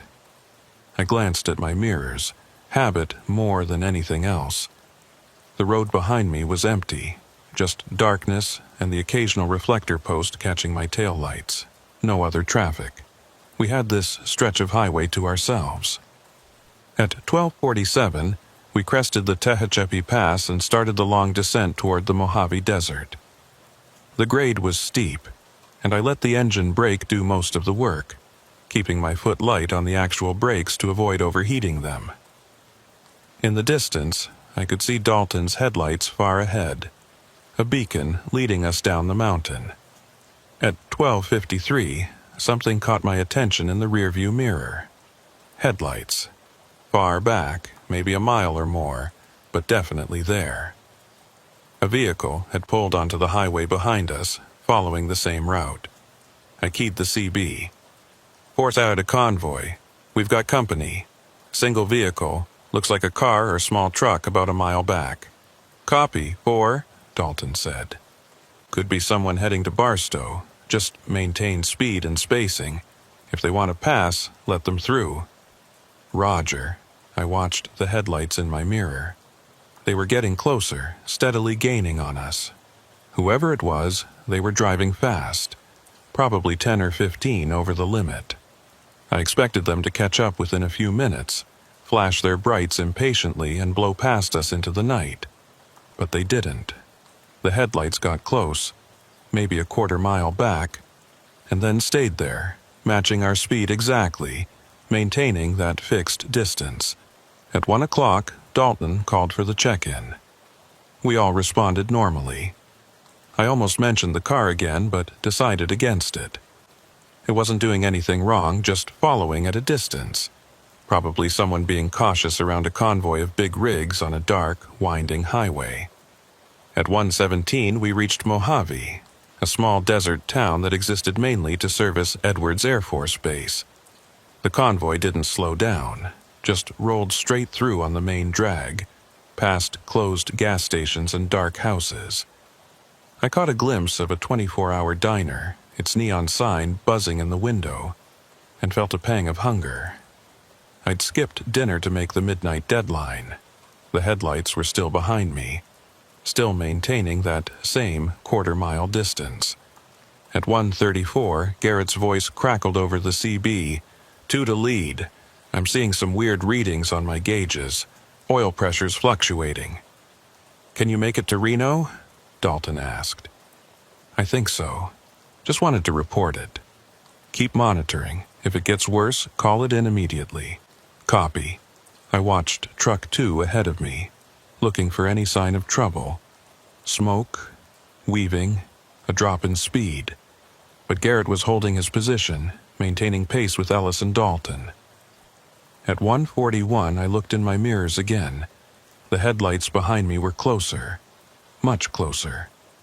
Maybe 100 yards back now, close enough that I could make out the shape of the vehicle. A pickup truck. Dark-colored, though it was hard to tell for certain in the darkness. And it was still matching our speed, still maintaining that fixed distance, like it was attached to my bumper by an invisible rope. 4 to Convoy, I said. That vehicle behind us is getting close. Might want to let them pass when the road widens. Copy, 4. There's a passing lane in about 5 miles. If they haven't gone by then, they're just tagging along. 5 miles passed. The road widened into a passing lane, and I moved slightly to the right to give the pickup room to go around. It didn't pass, it just moved to the right with me, staying in my blind spot, still maintaining that 100-yard gap. I felt the first prickle of unease. This wasn't normal driving behavior. If you're in a hurry, you pass. If you're not in a hurry, you fall back and give yourself more room. You don't tailgate a convoy of semi-trucks through the desert at 2 in the morning. 4 to lead. That pickup's not passing, just staying behind me. Probably someone using us to set their speed, Dalton said.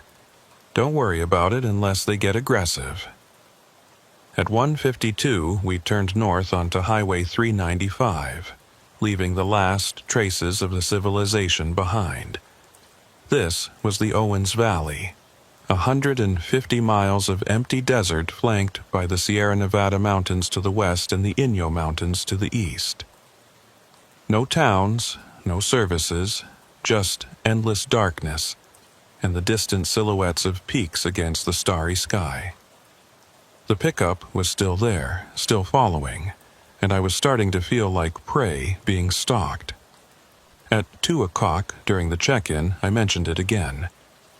4 to lead, that vehicle's still on our 6, been following for over an hour now. There was a pause, then Dalton's voice. You're sure it's the same vehicle? Positive. Same headlight pattern, same distance. It's not moving up or falling back. Another pause. Ellis, can you see anything behind 4? Negative, Ellis said. I'm watching my mirrors. I see 4's taillights, but nothing beyond that. I frowned. How could Ellis not see the pickup? It was right there, headlights blazing, close enough that I could see the reflection off my trailer. 4, you feeling all right? Dalton asked. You tired? I'm fine, I said, though my hands were getting tense on the wheel. Wide awake, and I'm telling you, there's a pickup truck following this convoy. Garrett, you got anything? Negative, lead. Can't see anything but Ellis ahead of me. All right, 4. I'm going to chalk this up to headlight glare, or maybe an optical illusion from the road. If the truck does something aggressive, report it immediately. Otherwise, ignore it and focus on maintaining your position. Copy, I said, though I didn't like it. The miles ticked by, 2:15, 2:30, 2:45. The pickup never wavered, never moved, never did anything except follow me at that fixed distance like my shadow had learned to drive. At 2:48, my CB crackled with interference. A burst of static that resolved into something that might have been a voice. I couldn't make out words, but the cadence was there. Someone trying to communicate. Anyone else getting interference on the channel? I asked. Negative, Dalton said. Clear here, Garrett added. Ellis didn't respond. 3, you copy? Dalton asked. Still no response. Ellis, respond immediately. A burst of static, then Ellis's voice sounding distant and distorted. Copy. All good here. You sound like you're breaking up. Check your radio. Roger. But Ellis's voice faded back into static before he could say more. I watched Truck 3 ahead of me, looking for any sign of trouble. But his taillights were steady. His spacing was good. He was right where he should be. At 2:53, I made the mistake of looking at my side mirror instead of my rear view. The pickup was still there, but now I could see it more clearly, and something was wrong with it. The headlights weren't quite right. They flickered and pulsed in a way that normal headlights didn't. And the shape of the vehicle seemed to shift and blur at the edges, like I was looking at it through heat shimmer even though the desert night was cold. I tore my eyes away and focused on the road ahead, my heart pounding. It's just fatigue, I told myself. Just my eyes playing tricks. Long night, dark road, too much coffee, and not enough sleep. But I knew that wasn't true. At 3 o'clock, Dalton called for another check-in. 1, all systems green. 2, oil pressure still fluctuating, but manageable. 3, Ellis's voice was clearer now. 3, no issues. 4, I hesitated. Should I mention the pickup again? Should I tell them what I'd seen in the mirror? The impossible headlights, the shifting shape. 4, respond. Copy, I said. All good. But it wasn't all good. Something was very wrong, and I was the only one who could see it. At 3:17, we passed through the town of Lone Pine, a small cluster of buildings sleeping in the darkness beneath the shadow of Mount Whitney. The convoy didn't stop, didn't even slow down, just rolled through like we were invisible. The pickup followed us through town, still maintaining that 100-yard distance, still pulsing with those wrong headlights. At 3:22, my CB crackled again, and this time the voice that came through was clear. It was my voice. 4 to Convoy, my voice said, though I wasn't touching the mic. I see it now. I understand. I grabbed the CB, my hands shaking. That's not me. I'm not transmitting. Dalton's voice came back. 4, you just reported in. What do you mean it's not you? I didn't key my mic. Someone's using my call sign. 4, calm down. Nobody's using your... 4 to Convoy. My voice interrupted again. Perfectly calm, perfectly steady. The last truck always sees it first. That's the rule. Sees what? I shouted at the radio, though I knew the voice couldn't hear me. Or maybe it could. Maybe it heard everything I thought, everything I felt. 4, you're breaking up, Dalton said. Repeat your last... The transmission cut off, replaced by static. I looked in my rearview mirror. The pickup was right there, 100 yards back, those flickering headlights illuminating the inside of my cab with a pulsing, sickly light.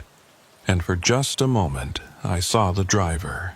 It was me, sitting behind the wheel of that impossible pickup truck, hands at 10 and 2, eyes locked on the back of my trailer.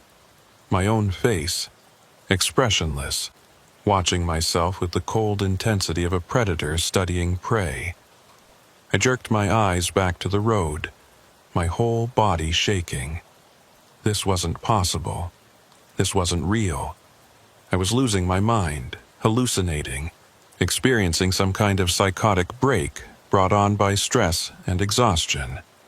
But when I looked in the mirror again, the pickup was still there, and my doppelganger was still driving it, still following me through the endless desert night. At 3:30, Dalton called for another check-in. His voice sounded distant now, like he was calling from very far away. 1. Status. Static washed over the channel, making his words almost unintelligible. 2. Oil pressure. Critical. More static. 3. Ellis's voice was fading in and out. Can't. Much longer. And then clear as a bell. 4 to Convoy. The last truck always sees it first, because the last truck is already alone. I didn't say that. I hadn't touched my mic, but the voice was mine, and the words rang with a terrible truth that I didn't want to acknowledge. At 3:47, I realized I couldn't see Truck 3 anymore. Ellis's taillights were gone. The road ahead was empty, just darkness and the center line stretching into infinity. I grabbed the CB. 4 to Convoy. I've lost visual on 3. Where is everyone?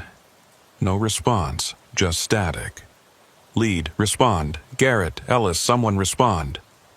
The static resolved into my own voice. You're alone now. You've been alone for a while, you just didn't want to admit it. That's not true. I can see, but what could I see? I looked out my windshield, searching for any sign of the convoy, and found nothing.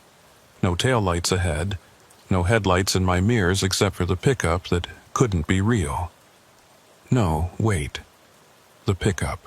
I looked at my mirrors, and the truck was closer now. 50 yards back. Close enough that I could see the details, the make and model that exactly matched my personal pickup, the one I'd left parked in a storage lot 3 states away. The license plate that bore my registration. And behind the wheel, I could see myself clearly now. Not a reflection, not a trick of light. Another me, another Wyatt Reeves, driving another truck through another version of this same dark highway. At 4 SOG, though I wasn't sure time meant anything anymore, my CB crackled with Dalton's voice. But it sounded wrong, distorted, like a recording played at the wrong speed. Convoy check. Everyone, status. I opened my mouth to respond, but my doppelganger beat me to it. 4, all good, my voice said through the CB. Maintaining position, no issues. You're not me, I shouted at the radio.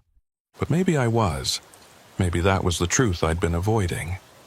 Maybe I was the one following, not the one being followed. Maybe I'd been the ghost truck all along, trailing a convoy that had left me behind hours ago, too stubborn or too stupid to realize I was already gone. The highway stretched on into darkness, and I drove into it, watching my mirrors, watching myself follow myself through a desert that had no end, as part of a convoy that may have never existed at all.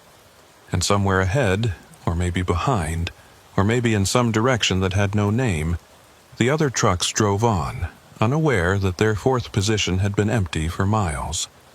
Or maybe they knew. Maybe they'd always known. Maybe that's why nobody volunteers to be the last truck in line. The sun should have started rising by now. I checked my dashboard clock, 4:47 a.m., and did the math.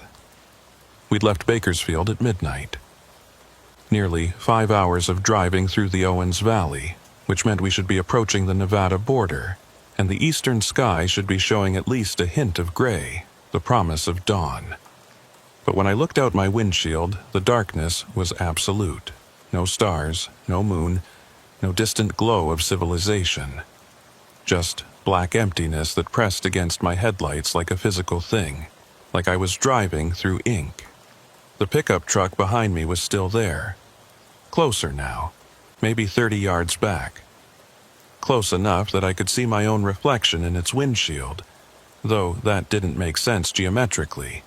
But nothing made sense anymore, so I'd stopped trying to rationalize it. My CB had been silent for over 20 minutes. No check-ins from Dalton, no nervous chatter from Garrett, no calm confirmations from Ellis. Just static and the occasional burst of interference that sounded like words played backward. I tried one more time.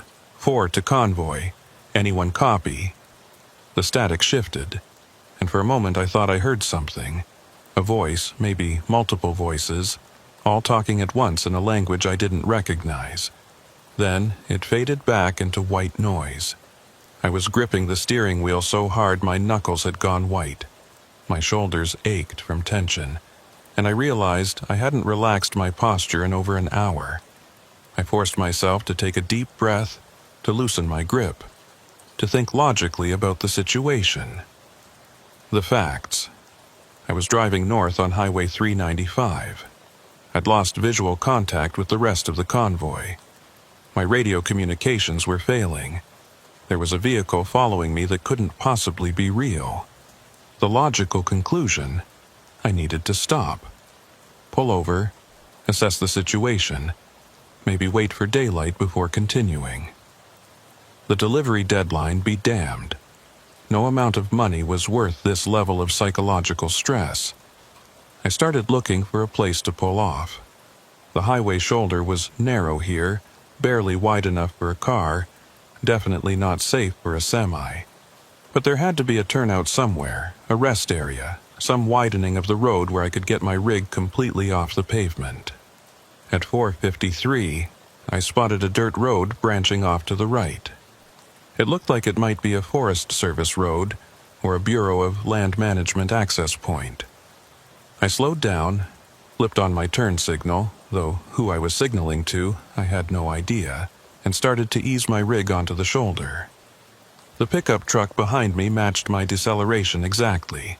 I stopped signaling and accelerated back to highway speed. The pickup accelerated with me, maintaining that 30-yard gap. I tried again, this time without signaling. Sudden braking, tires squealing slightly, the whole rig shuddering as I fought to keep it stable. The shoulder rushed up fast, and I had to swerve back onto the highway to avoid clipping a reflector post. The pickup never wavered. It slowed when I slowed, sped up when I sped up, its distance from my bumper fixed as precisely as if we were connected by a metal rod. "All right," I said out loud, my voice sounding strange in the silence of my cab. "All right, you want to play it this way? Fine. Let's see how you handle this." I floored the accelerator. My Freightliner wasn't built for speed, but with the engine fully rebuilt and a relatively light load, I could push it harder than recommended. The speedometer crept up, 60, 65, 70. The steering wheel vibrated in my hands, and I could hear the trailer behind me protesting the speed, but I kept my foot down. The pickup stayed right behind me, matching my speed, those impossible headlights never wavering. 75. 80. The road was arrow straight here, which was the only thing keeping me alive. At this speed, even a gentle curve would be dangerous. The pickup didn't fall back. If anything, it seemed to be getting closer, cutting the gap from 30 yards to 25 to 20. At 83 miles per hour, I saw something ahead that made my blood freeze. Tail lights. 3 sets of them, evenly spaced, moving at normal convoy speed. The convoy, my convoy. Still running, still maintaining formation, still completely unaware that I'd fallen behind. Or Had I fallen behind? The thought struck me like a physical blow. What if I'd never caught up in the first place? What if I'd been chasing them all night, always 30 seconds behind, always just out of radio range, driving faster and faster, trying to close a gap that couldn't be closed? I eased off the accelerator, watching the taillights ahead. They were getting closer, which meant I was definitely going faster than they were. In a few minutes, I'd catch up to Truck 3, Ellis's rig, and everything would make sense again. I'd be back in formation, back in the convoy, and this whole nightmare would be over. The pickup truck behind me slowed down with me, maintaining its fixed distance. I was within a quarter mile of the convoy when Ellis's taillights flickered. Just once. Just for a second. But in that flicker I saw something that didn't make sense. The truck wasn't a Mack. It was a Peterbilt. Dalton's Peterbilt. I blinked, and when I looked again, it was a Mack again. Ellis's truck. Everything normal, but I'd seen what I'd seen. I closed the gap to 50 yards, then 25. Then I was right behind Truck 3, close enough to read the license plate, close enough to see the wear on the mud flaps. And the truck flickered again. Peterbilt, then Mack, then Kenworth, then back to Mack. Cycling through all three trucks in the convoy like a shuffled deck of cards, never settling, never staying consistent. I grabbed my CB mic. 4-3, Ellis, you copy. The truck ahead of me, whatever it really was, didn't respond. But its taillights flashed 3 times in rapid succession. Not a brake tap, not a turn signal, just flashing, like Morse code, like a warning. I dropped back, putting some space between us. The truck stopped flickering and settled back into being Ellis's Mack. Steady. Normal. Except I knew it wasn't normal at all. At 5:07 a.m., my dashboard clock suddenly jumped forward to 5:33. I stared at it, watched the minutes tick forward normally, 5:34, 5:35, but I'd lost 26 minutes somewhere. 26 minutes that had just vanished, skipped like a scratched CD. "For to convoy," I said into the CB, not really expecting a response. "Time anomaly. My clock just jumped forward. Anyone else experiencing? Check in." Dalton's voice cut through the static. 1, status. 1, all green. Dalton responded to himself. 2, status. 2, oil pressure has stabilized, Garrett said. But his voice sounded flat, emotionless, like he was reading from a script. 3, status. 3, no issues, Ellis said in that same flat tone. 4, status. I waited for my own voice to respond, for my doppelganger in the pickup to claim my position, but there was only silence. 4, respond immediately, Dalton said. More silence. 4 is non-responsive, Dalton said. Continuing with 3-truck convoy, next check at 0600. The radio went quiet. They couldn't hear me. Or they could hear me, but they thought someone else was Truck 4. Or there was no Truck 4 anymore, had never been a Truck 4, and I was just a ghost following them through the darkness. I looked in my rearview mirror. The pickup was still there, still following, and now I could see the driver clearly, illuminated by the glow of the dashboard lights. It was me, but not quite. Close enough to pass as my reflection, but wrong in small ways. The set of the jaw was different. The eyes were too wide, too intense. The hands on the wheel were positioned at 11 and 1 instead of 10 and 2. And it was smiling. I don't smile when I drive. Nobody does. But this thing wearing my face was grinning like it knew a secret, like it was in on a joke that I hadn't figured out yet. I forced myself to look away, to focus on the road ahead. The convoy was still there, 3 trucks in formation, taillights bobbing gently with the road's subtle curves. Real or not, they were all I had to follow. At 5:41, the road started to feel different. The pavement was the same, the center line was the same, but something about the space around the highway had changed. The darkness seemed deeper, more textured, like it had substance, like I was driving through something instead of just through empty night. At 5:48, I passed a mile marker. It read, Mile 0. That was impossible. Mile markers started at 0 at the state line, but we'd crossed from California into Nevada hours ago. We should be well past mile marker 100 by now. I kept driving, watching for the next marker. Mile 0, and the next one. Mile 0. Every single marker on the side of the road read Mile 0, like the highway had been caught in a loop, unable to progress, trapped at the starting point forever. At 5:52, Truck 3's taillights went out, completely dark. The truck was still there. I could see its silhouette against the slightly less dark darkness, but all its lights had died simultaneously. 3 to Convoy. Ellis's voice crackled over the CB. Electrical failure. Losing all systems.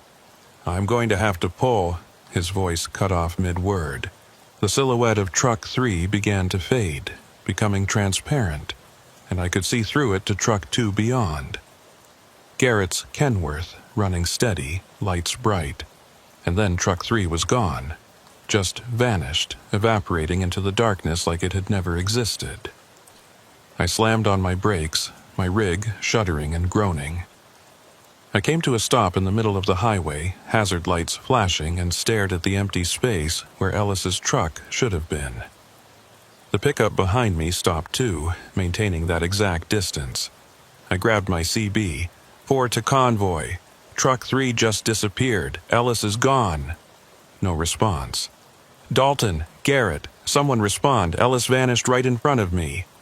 Static, then Convoy check. 1, status. 1, all green. 2, status.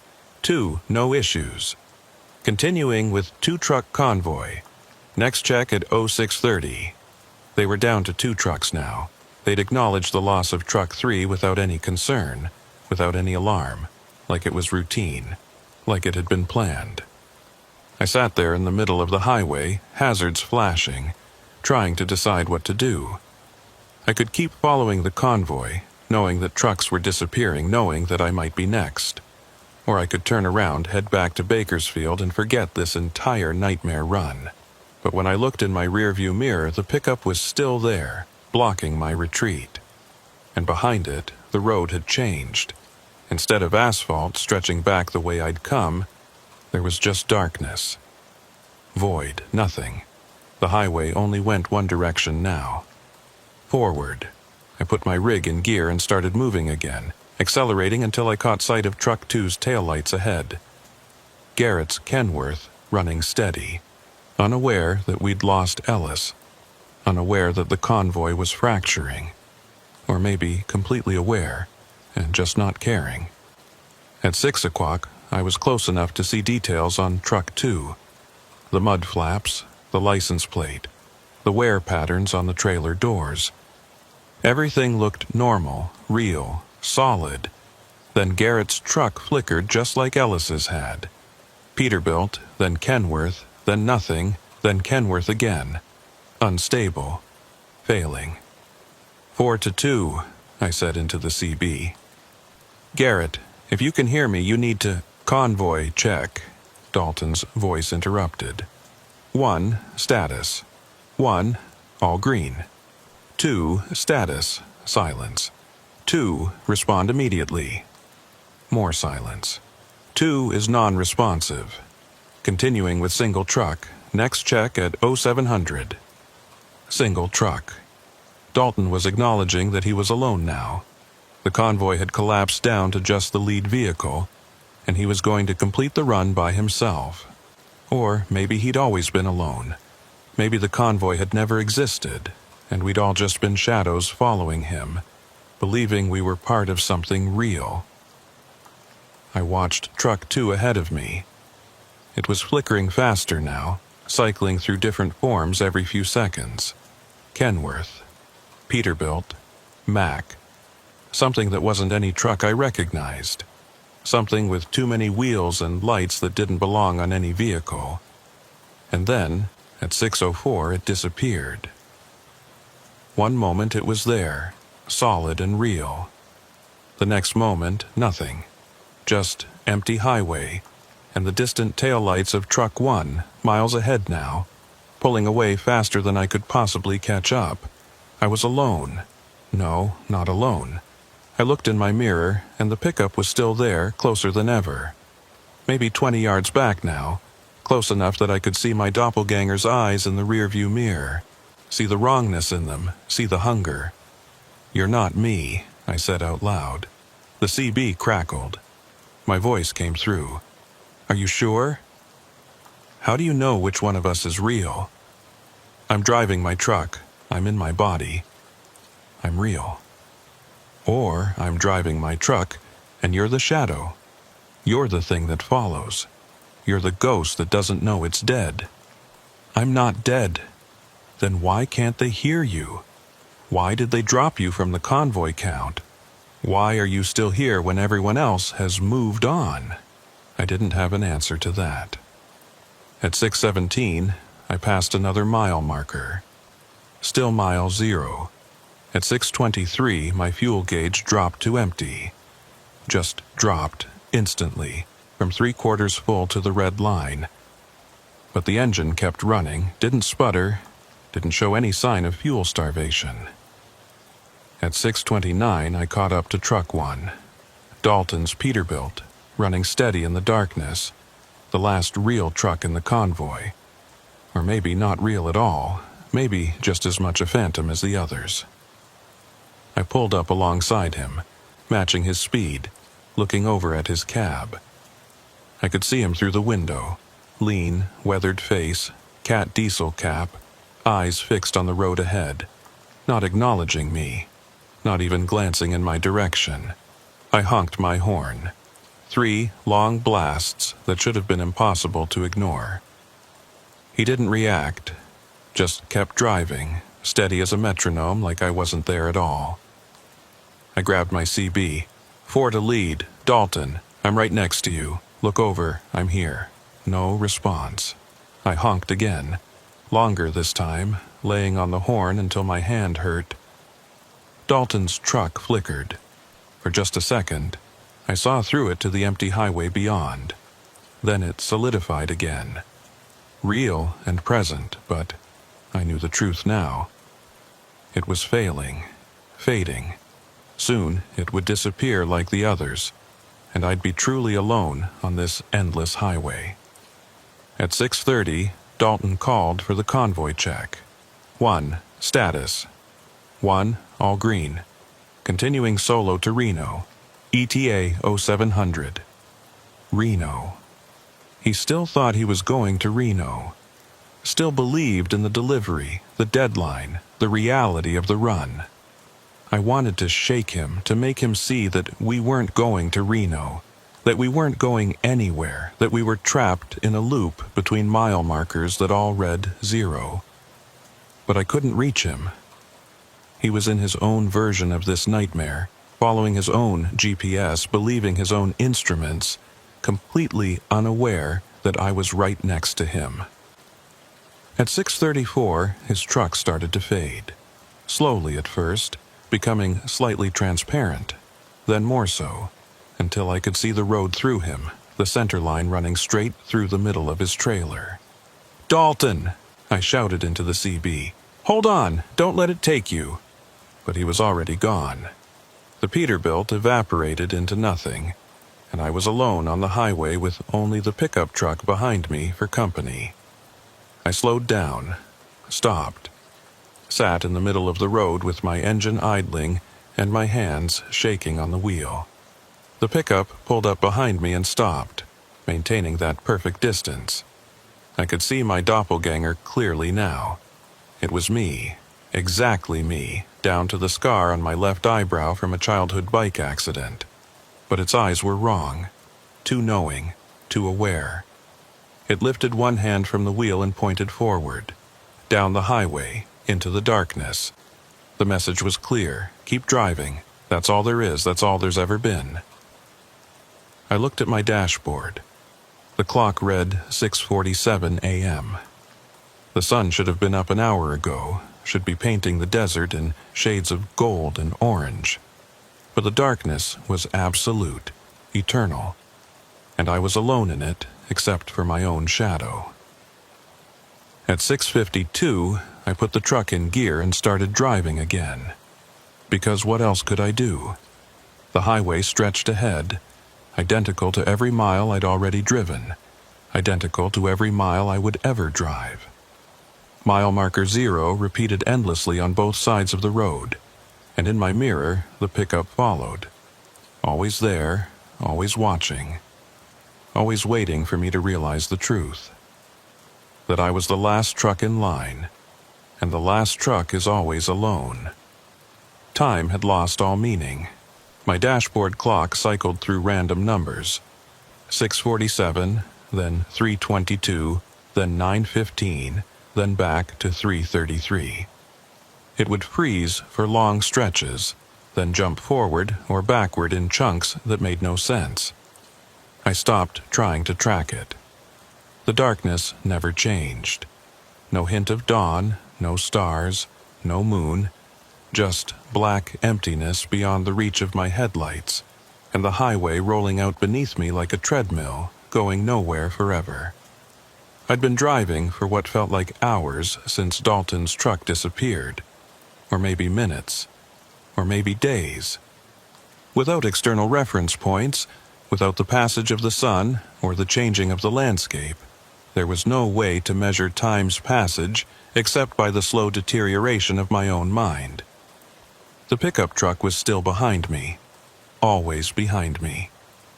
My doppelganger drove with inhuman patience, never speeding up, never falling back, never showing any sign of fatigue or boredom or doubt.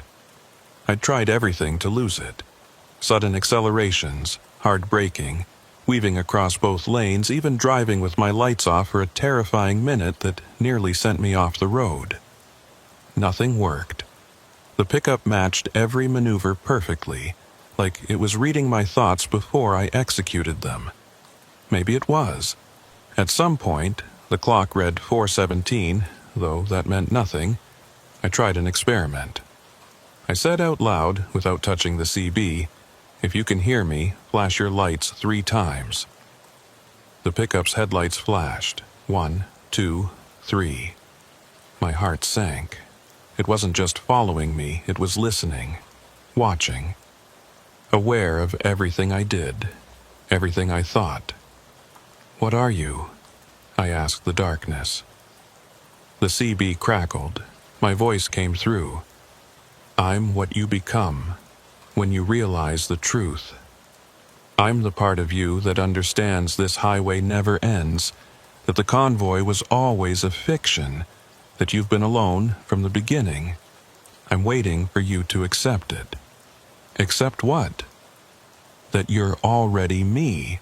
You're already here. This conversation you think you're having it with yourself.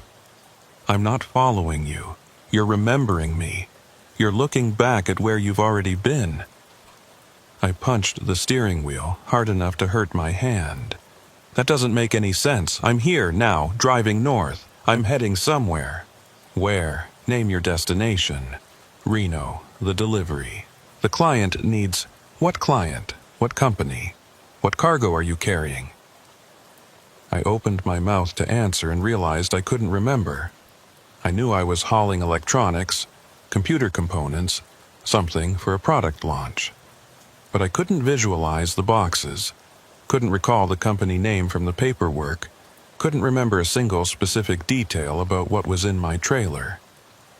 "It's in the manifest," I said. "The paperwork. It's all there. Then look at it. Pull over and check your paperwork. Tell me what it says." I didn't want to stop. Stopping felt dangerous, like if I lost my momentum I'd never start moving again. But I also couldn't shake the growing dread that the voice was right, that I'd been hauling nothing, heading nowhere since the beginning. I pulled over onto the shoulder.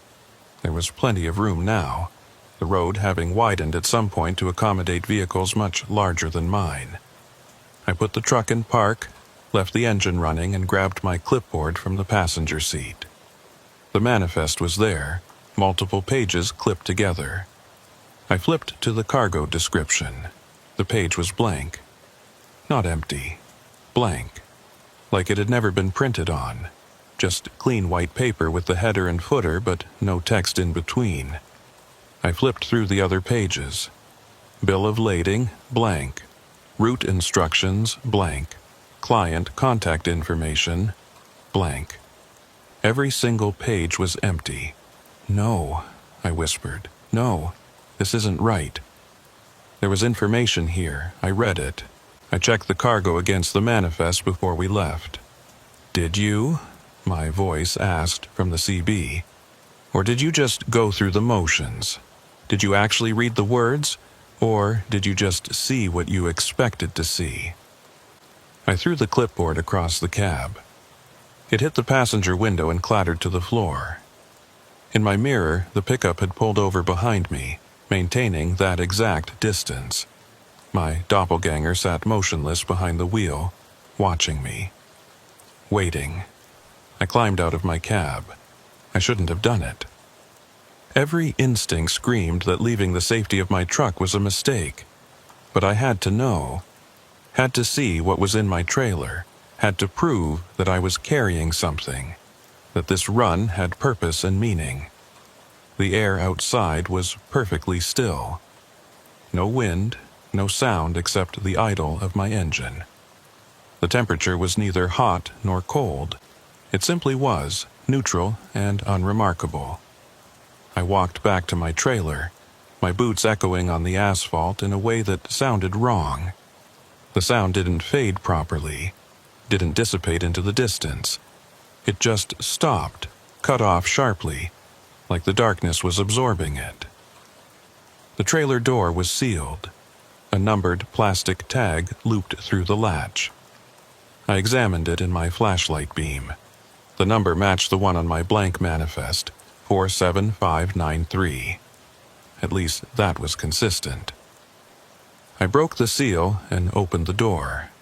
The trailer was empty. Completely, absolutely empty. No pallets, no boxes, no cargo of any kind.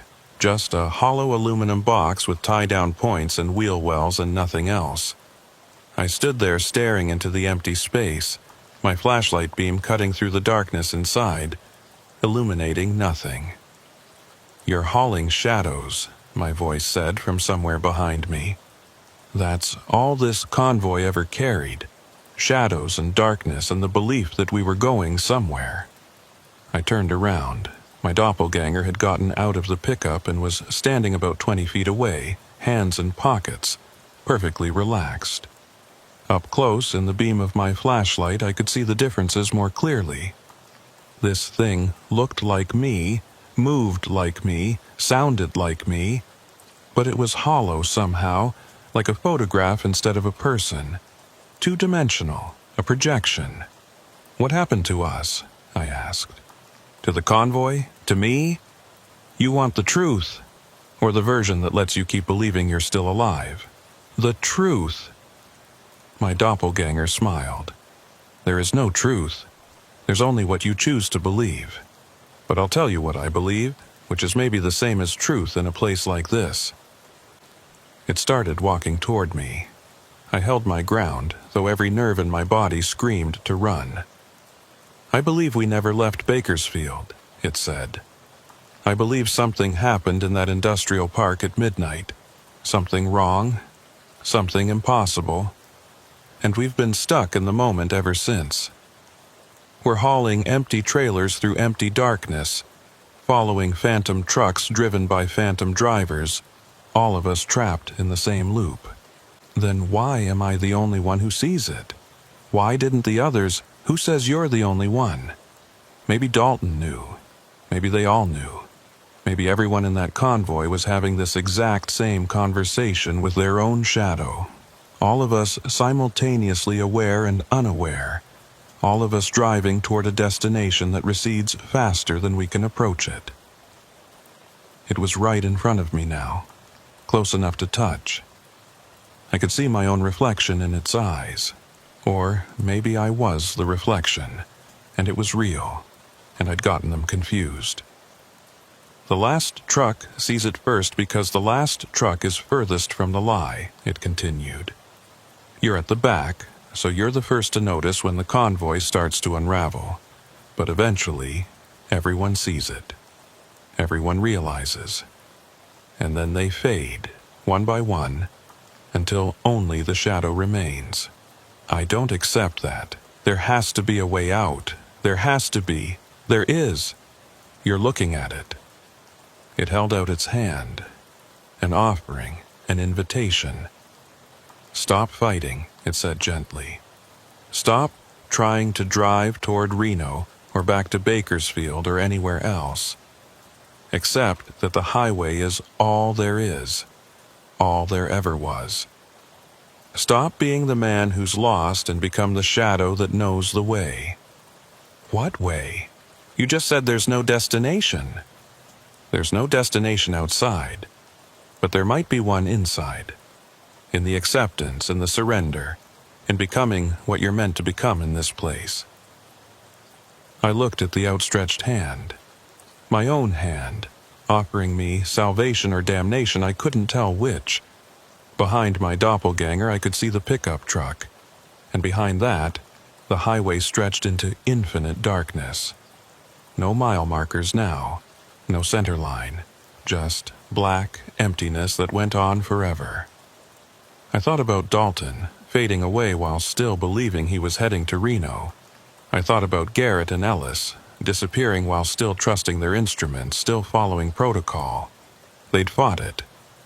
They'd maintained the fiction until the end, and I could do the same. I could get back in my truck, put it in gear, and drive forever through this darkness, hauling nothing toward nowhere, but at least maintaining the belief that I was going somewhere, that I had purpose, that I was still real. Or I could take the hand, accept the truth, become the shadow. At least the shadow knew what it was. My hand started to reach out. My fingers were inches from my doppelganger's palm. And then I heard it. A horn.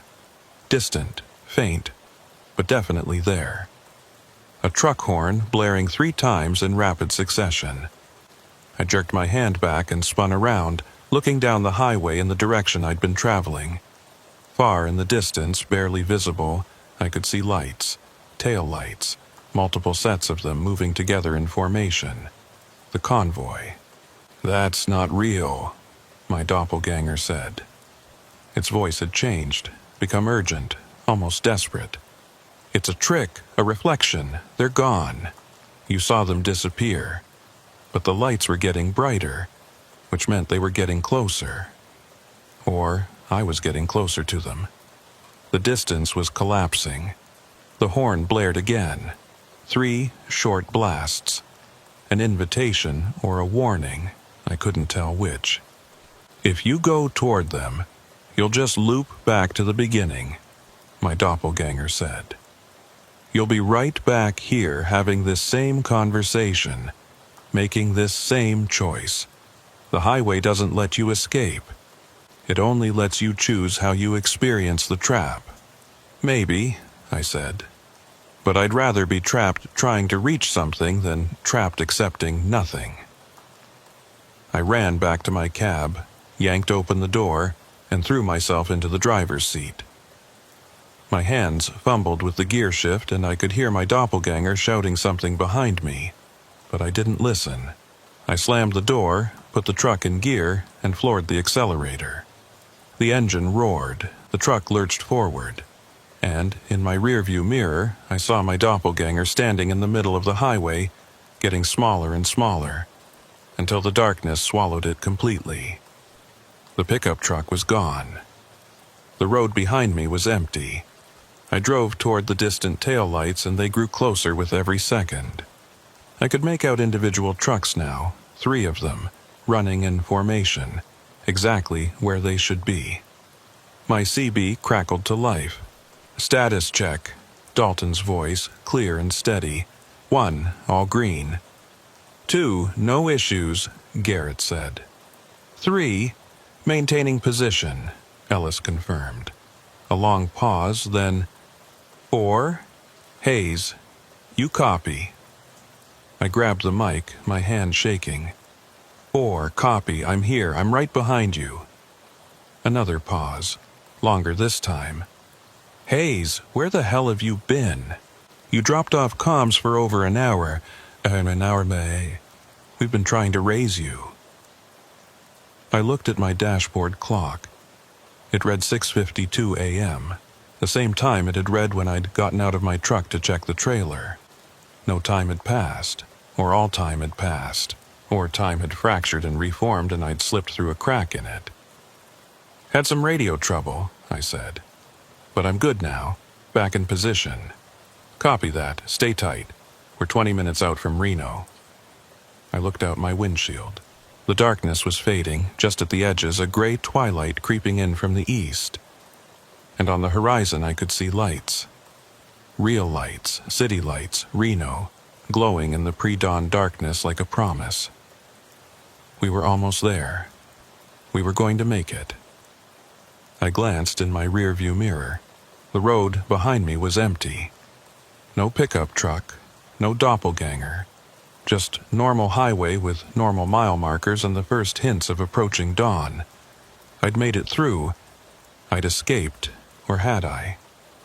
Because as I watched the convoy ahead of me, I noticed something that made my blood run cold. There were only 3 trucks. Dalton, Garrett, Ellis. Trucks 1, 2, and 3. Where was I in the formation? I was following truck 3, maintaining proper distance, running in the 4th position. But if there were only 3 trucks in the convoy and I was the 4th truck... 4 to convoy, I said slowly. Quick count check. How many trucks do we have? 3 trucks, Dalton responded immediately. 1, 2, 3, why? Just confirming, I said. I looked at my mirrors again. Behind me, the highway was empty. No truck 4, no Wyatt Reeves hauling electronics to Reno. Because I was truck 4, and truck 4 had been missing for over an hour. Which meant the CB crackled. My own voice came through. You chose to keep driving. That's all you needed to do. Accept the pattern. Follow the lights. Don't ask questions. I didn't respond. I couldn't, because I was starting to understand. The doppelganger hadn't been trying to trap me. It had been trying to warn me. By refusing to accept what I'd become, by choosing to chase the convoy instead of surrendering to the truth, I'd locked myself into a different kind of loop. One where I'd follow these 3 trucks forever, always maintaining position, always checking in, always convinced I was heading toward Reno even though Reno would never arrive. The city lights on the horizon weren't getting closer. They were staying at the same distance, perfectly fixed, a mirage that would never resolve into reality. And I'd drive toward them forever, following tail lights that might or might not be real, checking in on a radio that might or might not be broadcasting, hauling cargo that might or might not exist. The last truck in line, always watching, always following, always alone, even when surrounded by the convoy. At 7:04 a.m., Dalton called for a status check. 1, all green. 2, no issues. 3, maintaining position. And I responded right on cue. 4, copy, all good. Because that's what I do now. That's what I've always done. That's what I'll do forever. Follow the pattern. Follow the lights. Don't ask questions. The last truck sees it first. But seeing doesn't mean escaping. It just means you understand what you've become. The city lights never got closer. I'd been watching them for what my clock said was 15 minutes, but what felt like hours. And they remained fixed on the horizon like a painting, perfectly detailed but utterly unreachable. We passed mile marker 174, then 175, then 176. Real numbers now. Real progress.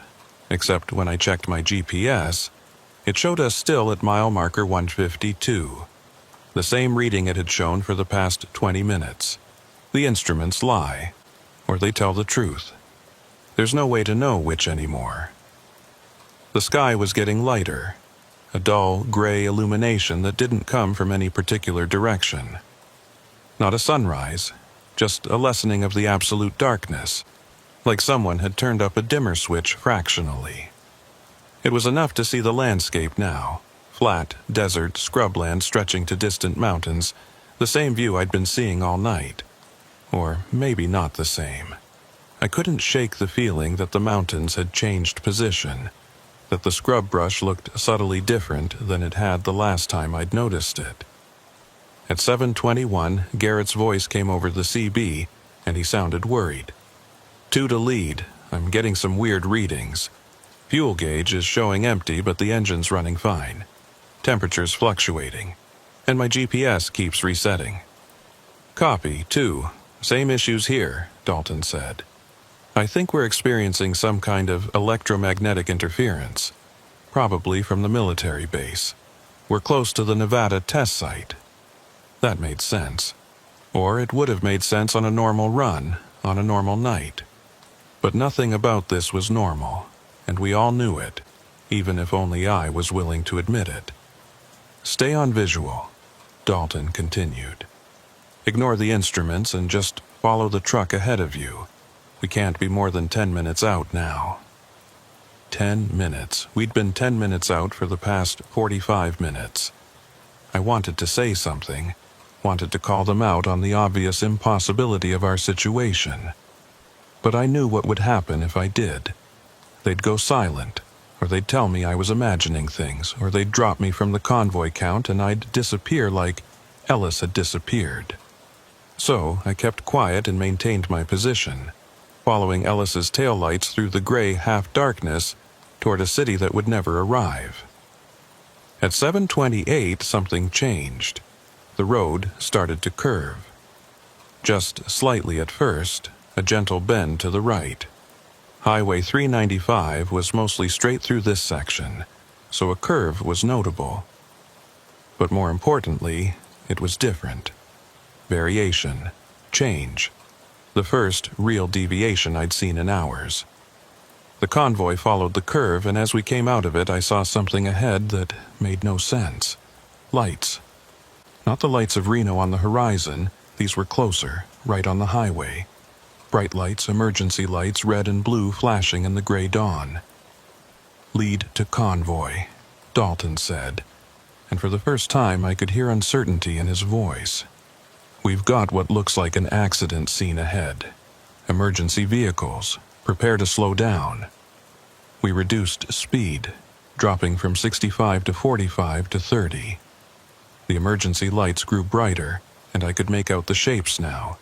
Fire trucks, ambulances, police cruisers all clustered around something on the highway. Something big. As we got closer, I realized what I was seeing. It was the convoy, our convoy. 4 trucks, jackknifed and crashed, spread across both lanes of the highway in a tangle of metal and cargo and broken glass. Emergency responders were moving between the wrecks, and I could see tarps laid out on the asphalt, the unmistakable shape of bodies beneath them. Jesus Christ, Garrett whispered over the CB. We came to a complete stop about 100 yards from the accident scene. I sat in my cab, staring at the wreckage, trying to make sense of what I was seeing. That was Dalton's Peterbilt, the blue paint scraped and dented but still recognizable. That was Garrett's Kenworth, lying on its side, the trailer split open. That was Ellis's Mack, completely destroyed, the cab crushed beyond recognition. And that was my Freightliner, the 4th truck in line, smashed into the back of Ellis's trailer like I'd failed to brake in time. I looked down at my hands on the steering wheel. Solid. Real.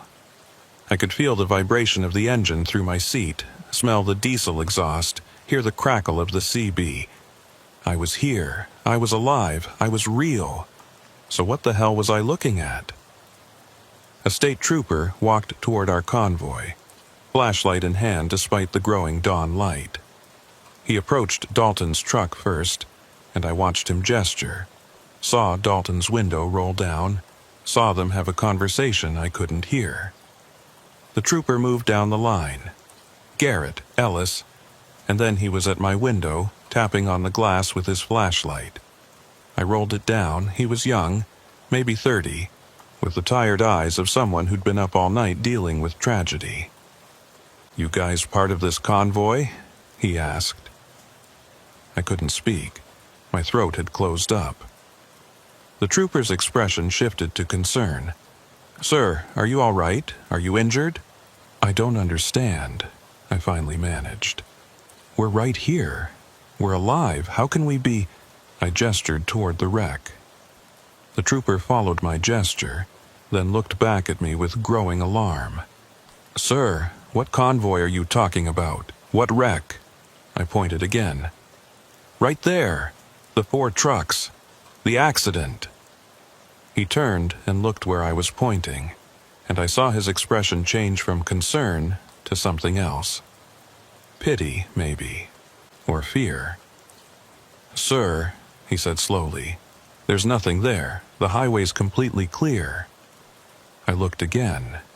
The emergency vehicles were gone. The wrecked trucks were gone. The tarps, the bodies, everything just vanished. The highway stretched ahead, empty and pristine in the gray morning light. But "I think you need to pull over and let us check you out," the trooper said. "You might be experiencing some kind of episode. Exhaustion, maybe, or—" his radio crackled. A dispatcher's voice. "All units be advised. We have a report of a 4-truck convoy accident on Highway 395, approximately 10 miles north of your current position. Multiple fatalities. All available units respond." The trooper's face went pale. He grabbed his radio. "Copy that. I'm on scene now, but—" He paused, looking at me, then at the empty highway ahead. "Dispatch, can you confirm the location? I'm showing nothing at my current coordinates." "Location confirmed, 10 miles north. Fire department is en route. Estimated arrival 10 minutes. Copy." He turned back to me. "Sir, I need you to stay here. Don't move your vehicle. I'm going to call this in to my supervisor." He walked back toward his patrol car, radio in hand, leaving me sitting in my truck with more questions than answers. I looked at my CB. "Dalton? Garrett? Ellis? Anyone copy?" No response. Not even static. The CB was dead. I looked ahead at the other 3 trucks in the convoy. They were still there, engines idling, exactly where they'd been. But as I watched, Dalton's truck started to fade, slowly becoming transparent, and I could see through it to the highway beyond. Then Garrett's, then Ellis's. Within 30 seconds, they were gone. I was alone on the highway with the state trooper in his patrol car, and ahead of us, 10 miles north, there was an accident scene where 4 trucks had crashed. 4 trucks driven by 4 drivers who had left Bakersfield at midnight and never made it to Reno, including me. I looked down at my hands again. They were starting to fade too, becoming translucent, and I could see the steering wheel through them. "No," I whispered. "No, this isn't right. I'm here. I'm alive. I made it through." But did I? The question echoed in my mind. Did I make it through, or did I just refuse to accept that I didn't? My CB crackled back to life. My doppelganger's voice, gentle and sad. "You chose to keep driving. You chose to follow the lights. And now you're going to keep making that choice over and over, every night for the rest of time. Because that's what the last truck does. It follows, it observes, it reports what it sees, even when no one's listening anymore." "I don't accept this," I said. "You don't have to accept it. You just have to live it. Or whatever this is. Living or not living, being or not being, does it really matter which?" I looked in my rearview mirror. The pickup truck was there again, parked on the shoulder about 20 yards back. My doppelganger sat behind the wheel, watching me with patient eyes. "The accident happened," it said. "All 4 trucks crashed, all 4 drivers died, but you were the last one, so you saw it coming. You saw the brake lights ahead flash red, saw Dalton lose control, saw the whole convoy collapse in slow motion. And in that last second before impact, you made a choice." "What choice?"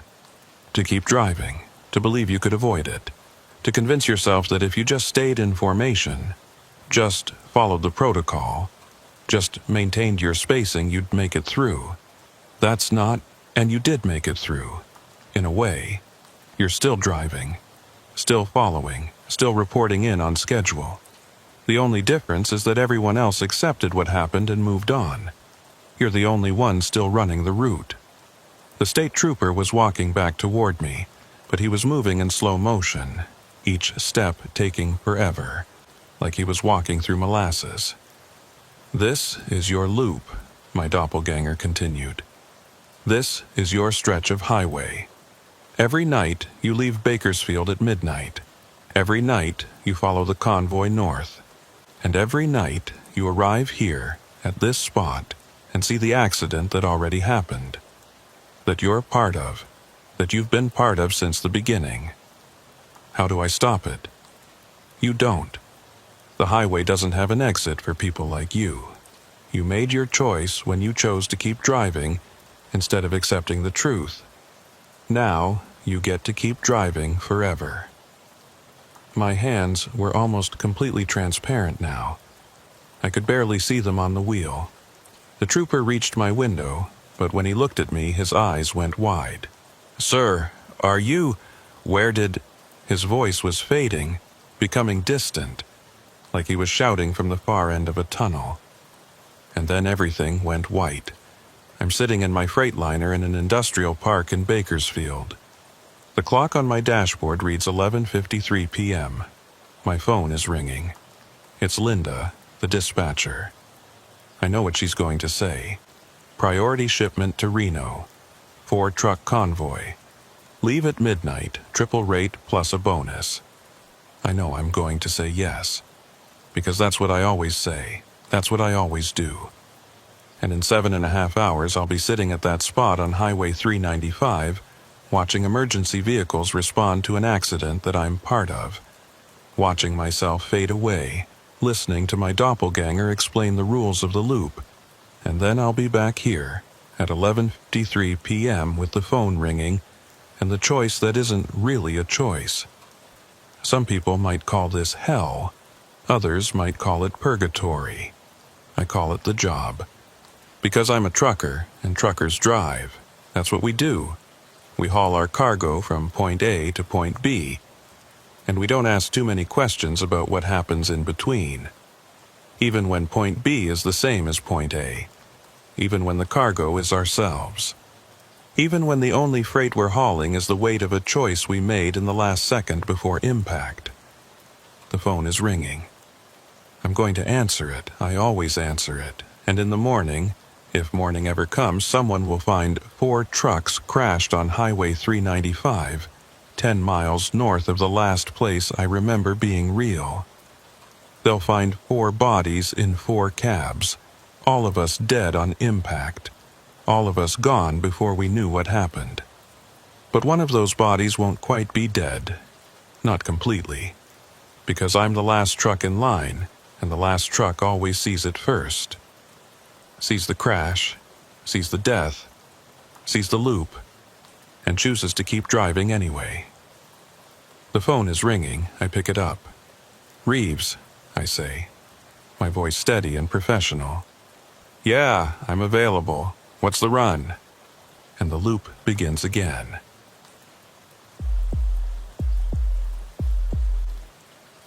I need to tell you about a convoy I drove in November of 2018. Or maybe I didn't drive it. That's the thing. I'm not entirely sure anymore what really happened that night, and the more I try to piece it together, the less sense any of it makes. My name is Cole Brixton, and I've been hauling freight for about 14 years. I'm based out of Omaha, Nebraska, running mostly regional routes through the Midwest. It's steady work, decent pay, and I know the roads well enough that I could probably drive them blindfolded. I'm not the type to see things that aren't there or make up stories. I'm a practical guy, boring even. My ex-wife used to say I had all the imagination of a parking meter. But what happened that November still haunts me, and I can't explain it no matter how hard I try. It started with a phone call on November 17th, a Saturday night around 10:30 p.m. I was at home watching TV, halfway through a beer, when my cell phone rang. Unknown number, but I answered anyway. In this business, you never know when it might be a dispatcher with a last-minute, high-paying run. "Is this Cole Brixton?" A woman's voice, professional, slightly distorted like she was calling from a bad connection. "Yeah, that's me. Who's this?" "This is Sandra from Midwest Transport Solutions. We have an urgent convoy assignment for tonight. Are you available?" I'd never heard of Midwest Transport Solutions, but that wasn't unusual.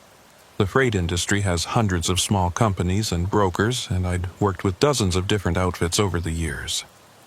"Depends on the run and the pay," I said. 6-truck convoy, Omaha to Sioux Falls, South Dakota. Medical supplies and equipment. Client needs delivery by 6 a.m. tomorrow. We're offering $2,000 for the run. I sat up straighter. $2,000 for a 300-mile haul was extremely good money, suspiciously good. "What's the catch?" I asked. "No catch. The client is a hospital network that had a supply chain failure. They need these materials for scheduled surgeries tomorrow morning. Time is critical, so we're paying premium rates for guaranteed overnight delivery." That made sense. Medical facilities didn't run on convenient schedules, and emergency supply runs weren't uncommon. "Who else is in the convoy?" I asked. 5 other experienced drivers. You'd be truck number 4. Lead driver is a man named Jackson Hart. He's done convoy work for us before. I thought about it for maybe 10 seconds. $2,000 was 2 months of mortgage payments. My truck was fueled and ready to go, and Sioux Falls was a straight shot north on I-29. Easy driving, good roads. "I'm in," I said. "Where's the staging point?" "North Omaha Distribution Center off Highway 75. Be there by midnight. Jackson will brief everyone on protocols and timing." "Got it. I'll see you there." "Actually, I won't be there. This is dispatch only, but Jackson will have all the information you need. Drive safe, Mr. Brixton." She hung up before I could ask any follow-up questions. I looked at the clock. It was 10:37 p.m., which gave me about 80 minutes to get to the staging area. I grabbed my keys, my overnight bag, and headed out to my truck. The drive to the distribution center took 20 minutes. It was a cold November night, temperature in the mid-30s, with a light wind that made it feel colder. The roads were mostly empty, just a few cars and the occasional truck heading to or from the interstate. I pulled into the distribution center at 11:48 p.m. It was a large facility with multiple loading docks and a sizable parking lot. 5 trucks were already there, lined up near the main gate, engines running, exhaust rising into the cold night air. I pulled into the 6th position and killed my engine. As I climbed down from the cab, a man walked over from the lead truck. He was maybe 45, tall and lean, with short graying hair and a weathered face that suggested years of outdoor work.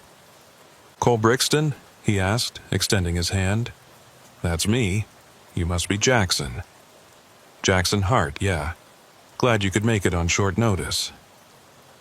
He had a firm handshake and direct eye contact. "Let me introduce you to the others." We walked down the line of trucks. The 2nd position was driven by a younger guy named Travis, probably late 20s with nervous energy and a ready smile. 3rd position was Marcus, an older black man with gray in his beard and calm, intelligent eyes. Fifth position was driven by a woman named Sarah, the first female trucker I'd met in a convoy, though that was becoming more common. Sixth position was handled by a quiet guy named Raymond, who just nodded when introduced. "All right, everyone gather around," Jackson said once introductions were done. "Let me brief you on the run." We formed a loose circle under the harsh fluorescent lights of the parking lot. Jackson pulled out a tablet and showed us a route map. Straight shot north on I-29 from here to Sioux Falls. 310 miles, estimated drive time 5 hours accounting for convoy speed restrictions. We're hauling medical supplies, surgical equipment, pharmaceuticals, blood products. Everything is temperature sensitive and time critical. "What's the convoy protocol?" Marcus asked. "Standard formation, 200-foot spacing. Speed limit is 70 on most of this route, but we'll maintain 65 for safety. CB Channel 19 for primary comms, Channel 23 for backup. Check in every 30 minutes on the half hour, 12:30, 1 o'clock, etc. Questions so far?" "What happens if someone has a mechanical issue?" Sarah asked. "We assess on the spot. If it's fixable in under 10 minutes, we wait. Otherwise, that truck drops out and continues solo while the rest of the convoy pushes forward. The client needs at least 4 trucks to arrive together, so we have a 2-truck buffer." "What about fuel stops?" Travis asked. "Nobody should need fuel. This is a 5-hour run, and everyone should have at least half a tank. But if someone's running low, call it in immediately and we'll coordinate a quick stop." Jackson looked around the circle. "This is a straightforward run, people. Good roads, good weather, good pay. But the client is very particular about timing. We leave at midnight sharp, and we need to roll into Sioux Falls no later than 5:30 a.m. Everyone clear?" We all nodded or voiced agreement. "Good. Load checks are done. Dispatch confirmed all cargo is secure. Do your own pre-trip inspections and be ready to roll in 10 minutes." I walked back to my truck and did my inspection. Everything looked good. Tires, lights, brakes, coupling, cargo seals. The trailer was a standard refrigerated unit, and I could hear the cooling system humming. Temperature gauge on the side read 38 degrees Fahrenheit, right in the safe zone for medical supplies. At 11:58 p.m., Jackson's voice came over the CB. "Convoy check. Sound off by position." "1, ready," Jackson said. 2, good to go, Travis responded. 3, ready, Marcus said in his deep, calm voice. 4, ready, I said. 5, all set, Sarah confirmed. 6, good, Raymond said quietly. Excellent, wheels up in 90 seconds. Maintain spacing, maintain speed, maintain comms. Let's get this done. At exactly midnight, Jackson's brake lights flashed twice, and his rig rolled forward. Travis followed, then Marcus, then me, then Sarah, then Raymond. We formed a line of lights cutting through the darkness.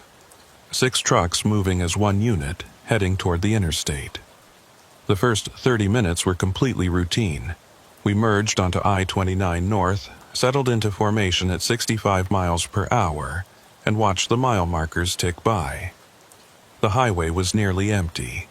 Just us and the occasional car passing in the opposite direction. The night was clear, stars visible overhead, temperature holding steady in the mid-30s. At 12:30, Jackson called for the first check-in. Convoy check, sound off. 1, all systems green. 2, no issues. 3, good here. 4, all good, I said. 5, maintaining position. 6, status green. Roger. Next check at 1 o'clock. Keep it tight, everyone. I settled into the familiar rhythm of highway driving, watching Marcus's taillights ahead of me, occasionally glancing at my mirrors to confirm Sarah was maintaining proper spacing behind me, monitoring my gauges, staying alert but relaxed. At 12:47, something small caught my attention. We passed a mile marker that read 92, which seemed right for our location. But something about it looked off. The reflective surface was too bright, or the wrong shade, or positioned at a slightly wrong angle. I couldn't put my finger on what bothered me about it, but it nagged at me. At 12:53, we passed another mile marker. Mile 97. Again, something felt wrong about it, though I couldn't say what. I keyed my CB. 4 to Convoy. Anyone else think the mile markers look weird tonight? There was a pause. Then Travis responded. 2 here. What do you mean by weird? I don't know, just off somehow, different than usual. Marcus's voice. 3 here. I see what you mean. They look newer, maybe, like they were recently installed. That's it, I said. They look too new, like they haven't weathered. Jackson. I-29 does regular maintenance and marker replacement. Probably just a fresh batch, nothing to worry about. Copy that, I said, though I wasn't entirely convinced. At 1:00 a.m., Jackson called for the scheduled check-in. We all responded normally. Everything was fine. We were making excellent time. By my GPS calculation, we were slightly ahead of schedule. At 1:17, I noticed something else that struck me as odd. We passed an exit sign for a town called Ashford. I'd driven I-29 dozens of times, and I'd never heard of Ashford. I pulled out my phone and checked the map. No town named Ashford appeared on the road. I zoomed in, thinking maybe it was too small to show at normal scale.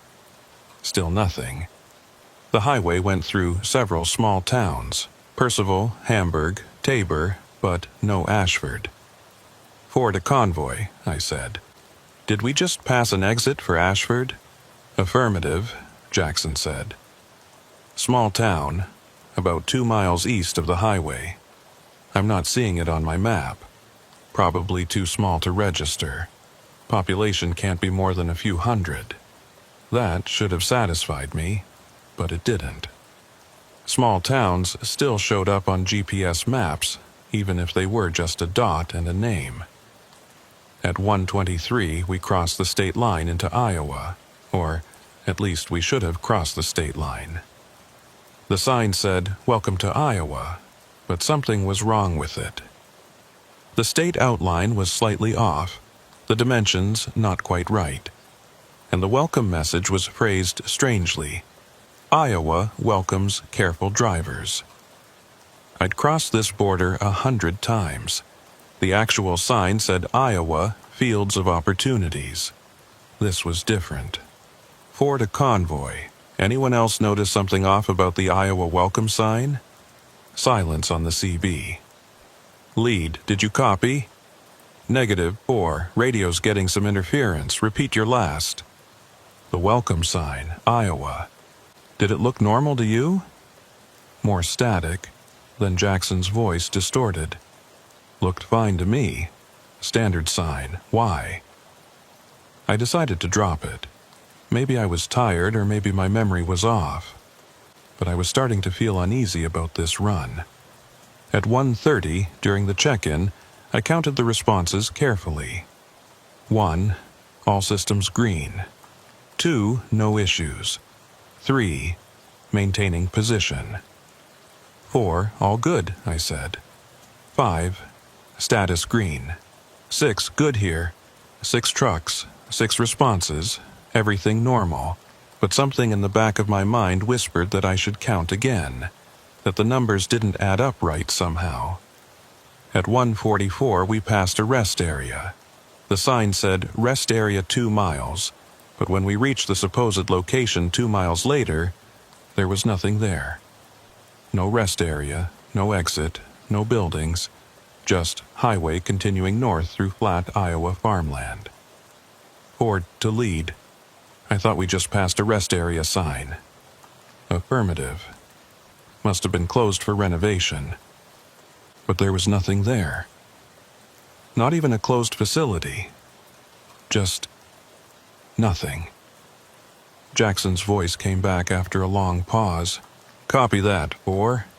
Sometimes they remove the facilities but leave the signs up temporarily. I wouldn't worry about it.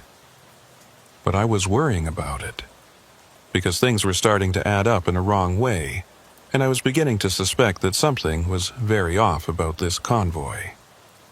At 2 o'clock, Jackson called for the check-in. Convoy check, sound off. 1, all systems green. 2, no issues. 3, good here. 4, all good, I said. 5, maintaining position. 6, status green. 7, no problems. I grabbed my CB mic immediately. Wait, 7? Who said 7? Silence.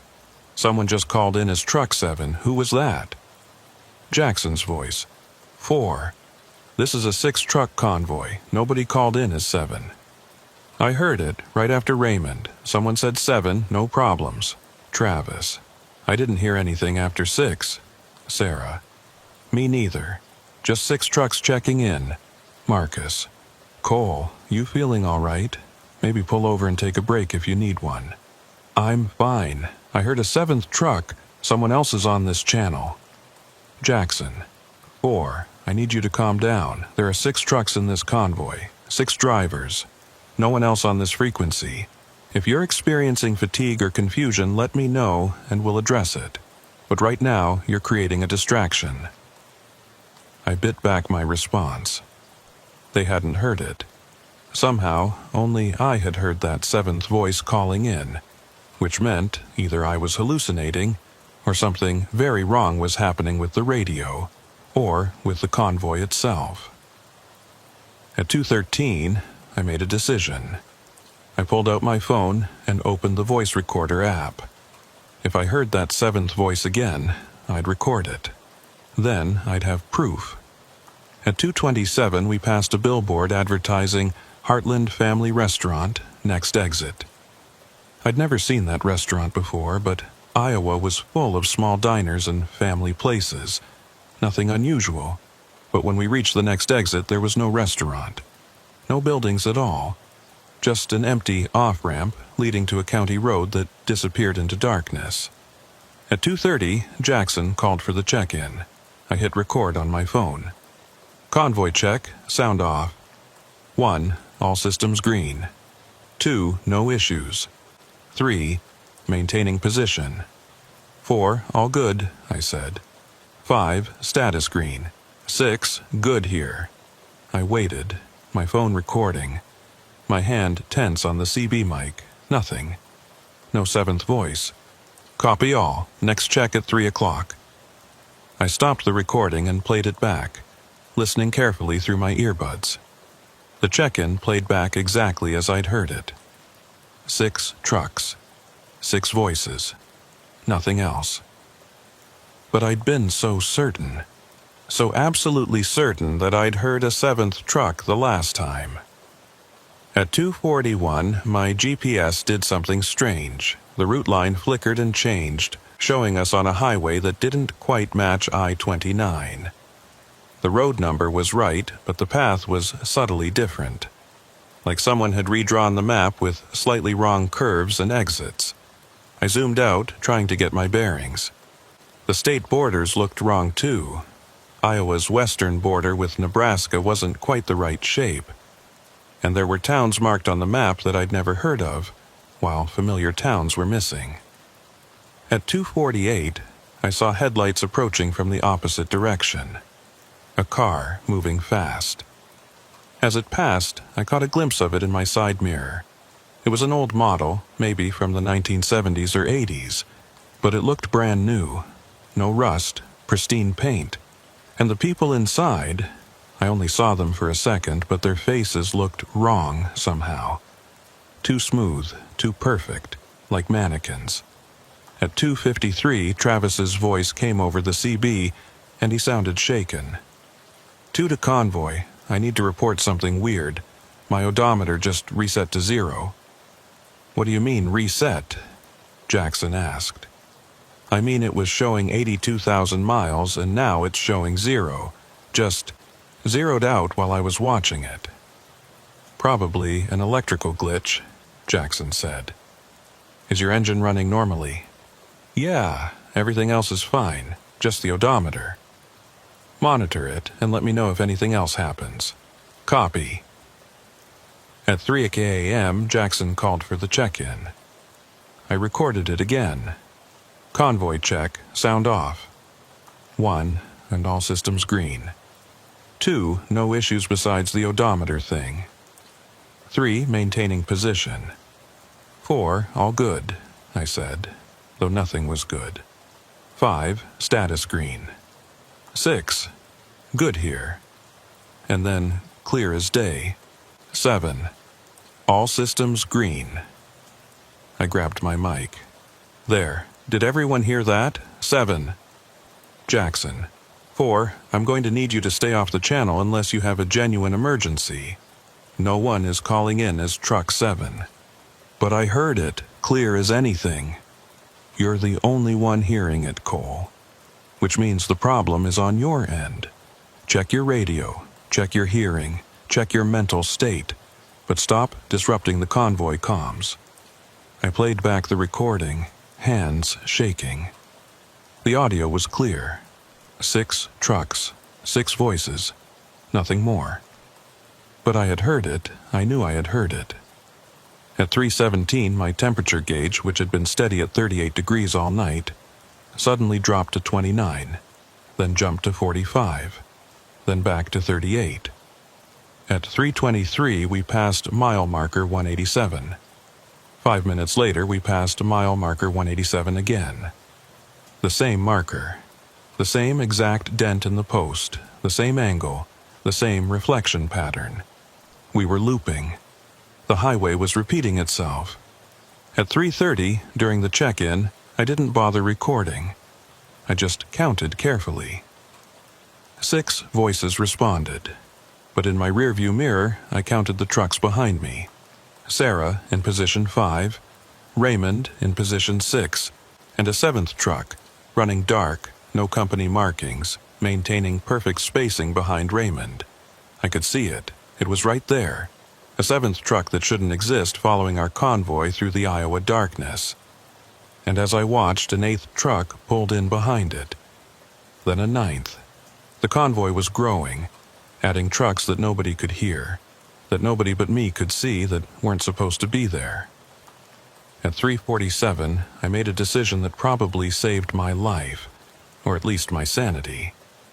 I slowed down, dropping from 65 to 50, creating a gap in the convoy formation. 4. "Why are you falling back?" Jackson asked. "Need to check something. Possible tire issue. Can you make it to the next exit?" "Yeah, I'll catch up once I've assessed." "Copy. Let us know when you're rolling again." I let the convoy pull ahead, watching their taillights disappear into the distance.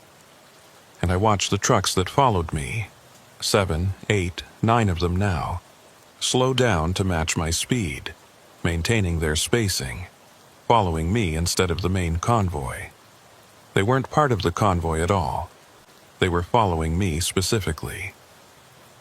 At 3:52, I pulled off onto the shoulder, put my hazards on, and got out of my truck. The phantom trucks pulled over behind me, one after another, like dominoes. 9 trucks that made no sound, produced no exhaust, cast no light except their headlights. I walked back toward them, my flashlight cutting through the darkness. The first truck, the 7th position, looked almost normal. Almost. But the details were wrong. The manufacturer's badge was misspelled. The mud flaps had a logo I didn't recognize. The license plate was a series of numbers that didn't follow any state's format. The second truck was worse. The proportions were off. The cab was too long. The wheels were too far apart, the trailer attached at an impossible angle. The third truck wasn't a truck at all anymore. It was something shaped like a truck, but made of materials that didn't exist, following physical laws that didn't apply. I backed away slowly, returning to my cab, and pulled back onto the highway. The phantom trucks followed. And ahead, somewhere in the darkness, the real convoy drove on towards Sioux Falls, completely unaware that they'd lost Truck 4 to something that existed in the spaces between mile markers, in the gaps between check-ins, in the version of the highway that nobody was supposed to see. I drove alone through the pre-dawn darkness, followed by 9 trucks that shouldn't exist, heading toward a destination that might not be there, on a highway that had stopped making sense hours ago. And somewhere in my mind, a terrible certainty was growing. This convoy was never real. The dispatch call, the other drivers, the route itself, none of it existed in the way I understood existence. I was driving through something else, something that looked like Iowa, that pretended to be a convoy run, but was actually something much stranger and much more dangerous, and I had no idea how to get back to the real world, or if I ever would. At 4:00 a.m., I pulled off at an exit for a town called Riverside. I needed to stop, needed to think, needed to figure out what was happening. The phantom trucks followed me off the highway, maintaining their spacing all the way down the ramp. The town was there, buildings, streetlights, a few businesses along the main drag, but it was completely deserted. No cars, no people, no lights in any windows. Just empty structures standing in the cold November darkness like a movie set after everyone's gone home. I pulled into the parking lot of a closed gas station, my phantom convoy pulling in behind me like a procession of ghosts. Through my mirrors, I could see them more clearly now. 9 trucks, each one slightly less real than the last, stretching back into the darkness like a corrupted photograph. I grabbed my phone and tried calling dispatch, Sandra from Midwest Transport Solutions. The call wouldn't connect. Not busy, not out of service, just wouldn't connect. Like I was trying to call a number that had never existed. I tried texting my wife. The message wouldn't send. I tried opening my browser to search for Midwest Transport Solutions. The page loaded, but the search returned no results. The company didn't exist. No website, no social media presence, no listings in any freight directory. I sat there in my cab, staring at my phone, trying to process what this meant. Then I thought of something. I opened my banking app and checked my account. If this convoy was real, there should be a contract signed, a payment arrangement, something in my records. There was nothing. No contract with Midwest Transport Solutions. No pending payment. No record of any kind that I'd agreed to this run. I checked my calendar.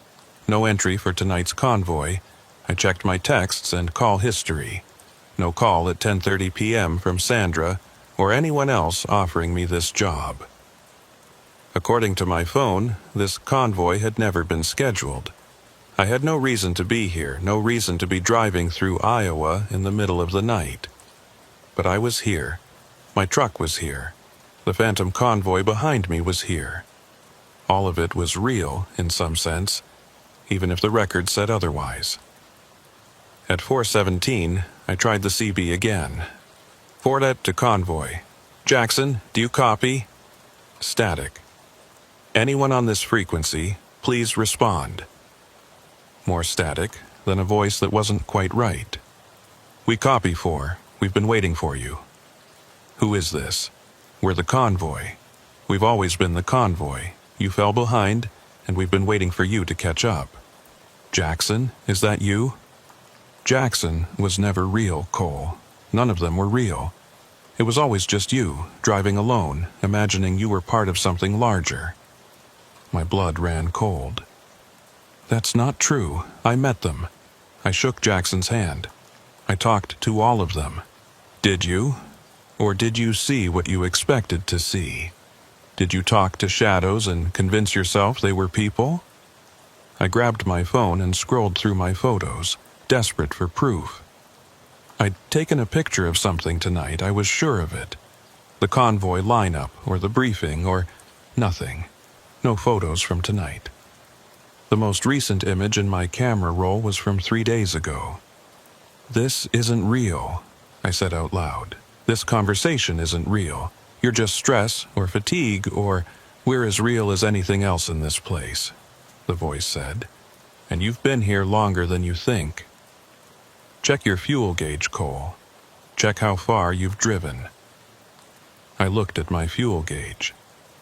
It should have dropped by at least a third, maybe half, given the hours of driving. But it was completely full, the needle pegged at the maximum.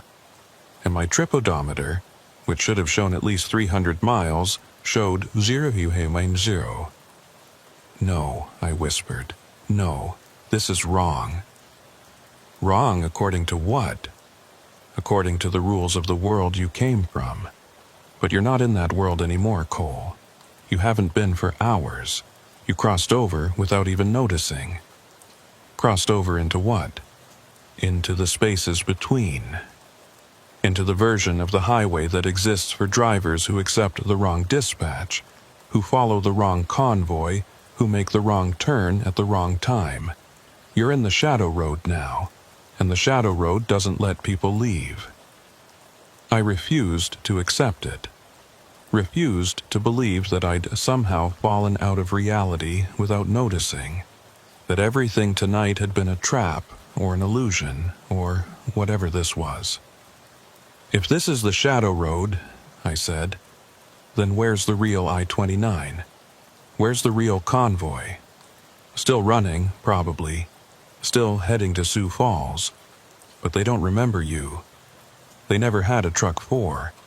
They left with 5 trucks, and they'll arrive with 5 trucks, and nobody will ever ask what happened to Cole Brixton because Cole Brixton was never part of their convoy." I started my engine. "Then I'll find the real highway. I'll get back to the real world." "You can try. Others have tried. But the shadow road is longer than the real road, and it has more exits, and every exit leads somewhere stranger than the last. Good luck, Cole. You're going to need it." The CB went silent. I sat there for a long moment, breathing hard, trying to think rationally. There had to be an explanation. Stress-induced hallucination. Carbon monoxide poisoning. Some kind of elaborate prank. Anything but the impossible thing the voice had suggested. I looked in my rearview mirror. The 9 phantom trucks were still there, idling silently, waiting for me to make a decision. I put my truck in gear and pulled out of the gas station parking lot. If this was the shadow road, then somewhere there had to be an entrance, which meant there had to be an exit. I just needed to find it. I got back on the highway, or what looked like the highway, and headed north. The phantom convoy followed. At 4:30, Jackson's voice came over the CB for a check-in, but it sounded distant and hollow, like a recording played through broken speakers. I didn't respond. I was done pretending this was a normal convoy run. At 4:43, I passed a sign that said Sioux Falls, 47 miles. That should have been encouraging. We were getting close to the destination. But something about the sign bothered me. The number 47 seemed arbitrary, disconnected from any actual distance. And when I checked my GPS, it showed Sioux Falls as still being over 200 miles away.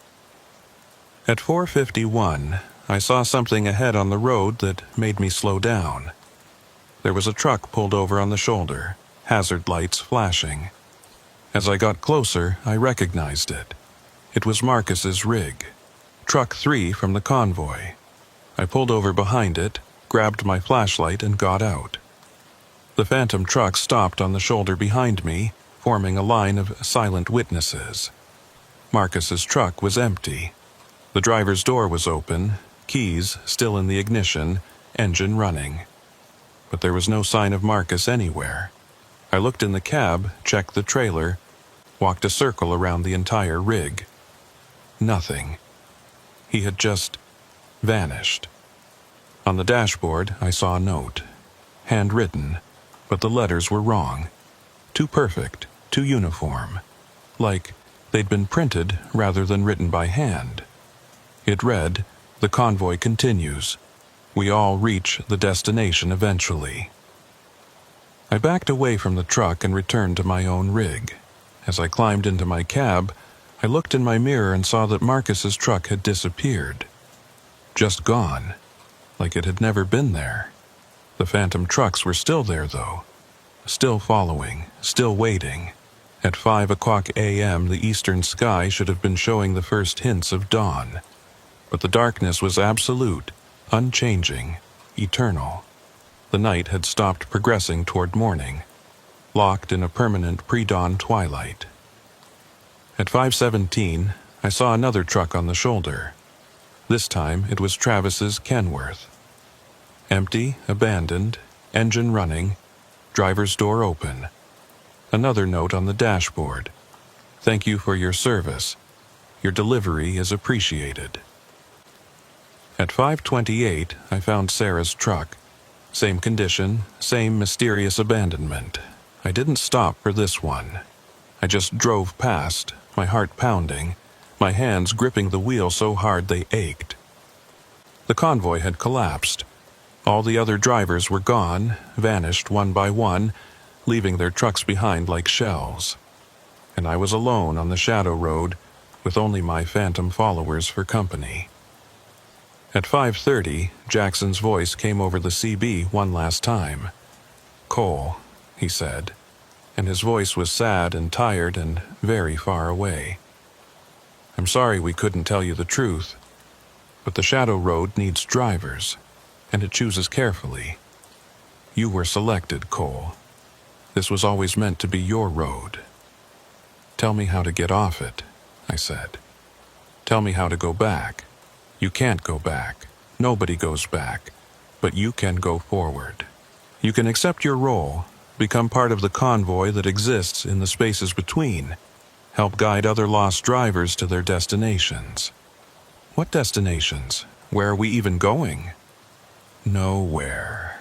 Everywhere. It doesn't matter. The driving is the point, Cole. The eternal movement, the perpetual journey. That's what the Shadow Road offers. Freedom from arrival. Freedom from destinations. Just the pure experience of driving forever through the endless night. That's not freedom, that's hell. That's a matter of perspective."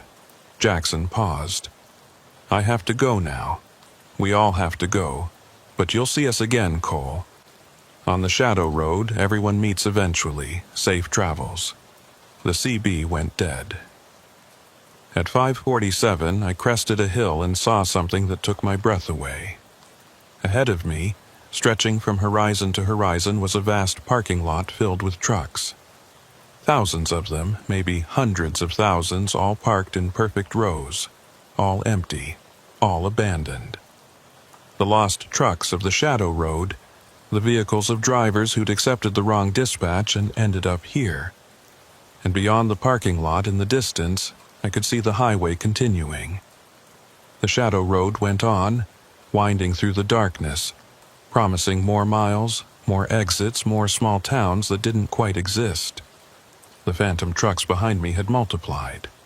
There were dozens now, maybe hundreds, all following me toward that vast graveyard of vehicles. I had a choice to make. I could keep driving, keep following the Shadow Road wherever it led, join the eternal convoy of lost drivers who'd given up trying to find the real world. Or I could stop. Park my truck in that vast lot, join all the others who'd reached this place and gone no further. Or I could try something else, something the voice hadn't mentioned, because maybe it didn't want me to know it was possible. I could reject the road entirely. At 5:53, I did something that probably saved me, though I'm still not entirely sure how or why it worked. I turned around. Not a three-point turn, not a U-turn on the highway. I literally turned the truck around, driving backward, facing the wrong direction, heading south when the Shadow Road only ran north. The highway didn't like it. The pavement started to crack beneath my tires. The mile markers began spinning backward. The sky flickered between night and day, and night again. The phantom trucks tried to follow, but they couldn't. They were locked into forward motion, unable to reverse, unable to break the pattern. They fell away behind me, fading into the darkness, and I was alone. I drove backward for what felt like hours, watching the mile markers count down, watching the sky gradually shift from black to gray to the first hints of real dawn. And then, suddenly, I was back on normal I-29, in Normal, Iowa, in a normal November morning. I found a rest area and pulled in, my hands shaking so badly I could barely steer. I sat there in the parking lot for a long time, watching other trucks come and go, watching normal people live normal lives, grateful to be back in a world that made sense. I checked my phone. It was 6:47 a.m., Sunday, November 18th. I'd been driving all night, but the convoy had never existed. Midwest Transport Solutions had never called. Jackson, Travis, Marcus, Sarah, Raymond, none of them were real. Or maybe they were real, but they existed in a different version of the highway, a version I'd somehow accessed and escaped from. I pulled out my logbook to record the night's drive and found something that made my blood freeze. There was an entry for last night, written in my handwriting, but I didn't remember writing it. It said November 17th, 11:30 p.m. to November 18th, 6:47 a.m. solo run, Omaha to Sioux Falls. Delivery completed successfully. No incidents. But I hadn't delivered anything. I hadn't reached Sioux Falls. I'd turned around and escaped the shadow road before reaching whatever destination it had in mind. Unless I had reached Sioux Falls. Unless I'd completed the delivery in some version of reality that I couldn't remember. Unless the shadow road had used me for its own purposes while I thought I was escaping. I checked my fuel gauge. Empty. I'd burned a full tank of diesel. I checked my trip odometer. 347 miles. The exact distance from Omaha to Sioux Falls and back to this rest area. Whatever had happened last night, it was over now. I was back in the real world, back on the real highway, back in the version of reality where I belonged. But I knew I'd never fully escape it. Because somewhere, on a highway that exists in the spaces between real roads, a convoy is still running. 6 trucks, or maybe 9, or maybe hundreds, all following the same route to the same impossible destination. And one of those trucks has my name on it. I should have let it go. Should have written it off as a stress-induced episode, a weird night of highway hallucinations, and moved on with my life. That's what any rational person would do. But I couldn't shake the feeling that what I'd experienced was real, that I'd actually driven on that shadow road and somehow found my way back. And if it was real, then it had happened to others. There had to be evidence. I spent the next 3 weeks obsessing over it. I searched online for any mention of Midwest Transport Solutions. Nothing. I called every freight company and broker in the Midwest asking if they'd heard of them. None had. I tried to find the other drivers from the convoy. Jackson Hart, Travis, Marcus, Sarah, Raymond, and came up empty on all of them. According to every searchable record, that convoy had never existed, and those people had never existed. But my logbook said I'd made the drive. My fuel receipts showed I'd burned a full tank. My own memory, fragmented and unreliable as it was, insisted that something had happened. On December 9th, I got a call from a trucker I knew named Pete Dalton. We'd run some routes together years ago and stayed in touch, swapping stories and industry gossip. "Cole, I heard something weird that made me think of you," Pete said. "You know anything about a convoy that disappeared a few years back? 6 trucks heading from Omaha to Sioux Falls?" My heart started racing. When was this? Trying to remember. I think it was 2016. Yeah, November 2016. All 6 trucks just vanished somewhere on I-29. Never reached their destination, never called in, Just gone. Massive search operation found nothing. No wrecks, no trucks, no drivers. Like they evaporated. Pete, I need everything you know about this. Every detail. Not much to tell, man. It was in the news for a few days, then the story just kind of died. Company that hired them folded soon after. Some outfit called Plains Transport or something. I only remember it because one of the drivers was a friend of a friend. Do you remember any of the drivers' names? Just one. Jackson Hart, lead driver. Guy was a legend, 20+ years on the road, never had an accident, and then he just vanished. My skin went cold. Pete, I need to call you back. I hung up and immediately started searching. Convoy disappearance I-29, November 2016. Nothing. Jackson Hart missing trucker, 2016. Still nothing. 6 trucks disappeared Iowa. No results that matched what Pete had described. It was like the internet had been scrubbed of any mention of it. Or like Pete's memory was conflating different events. Or like the convoy existed in a liminal space where it was real enough to be remembered, but not real enough to leave permanent records. I called Pete back. Can you connect me with your friend, the one who knew Jackson Hart? Sure. I'll text you his number. Guy's name is Tom Briggs. Tell him I sent you. 20 minutes later, I was on the phone with Tom Briggs. Yeah, I remember Jackson, Tom said. Good driver, solid guy. We ran some routes together back in the day. Pete said he disappeared in 2016. That's right, November. He took a convoy job, some overnight run, and never came back. Police investigated, but they never found anything. It was like he drove off the edge of the world. Tom, this is going to sound crazy, but do you remember what company hired him for that run? Some small outfit. Transport Solutions, I think. Or Midwest Transport, something like that. Why? My pulse was hammering. Because I think I drove the same route. Same company, same convoy, last month. There was a long silence on the other end of the line. Then, Cole, if you're messing with me, I'm not. I swear I'm not. I got a call from a dispatcher named Sandra offering me a convoy run from Omaha to Sioux Falls. 6 trucks, leaving at midnight.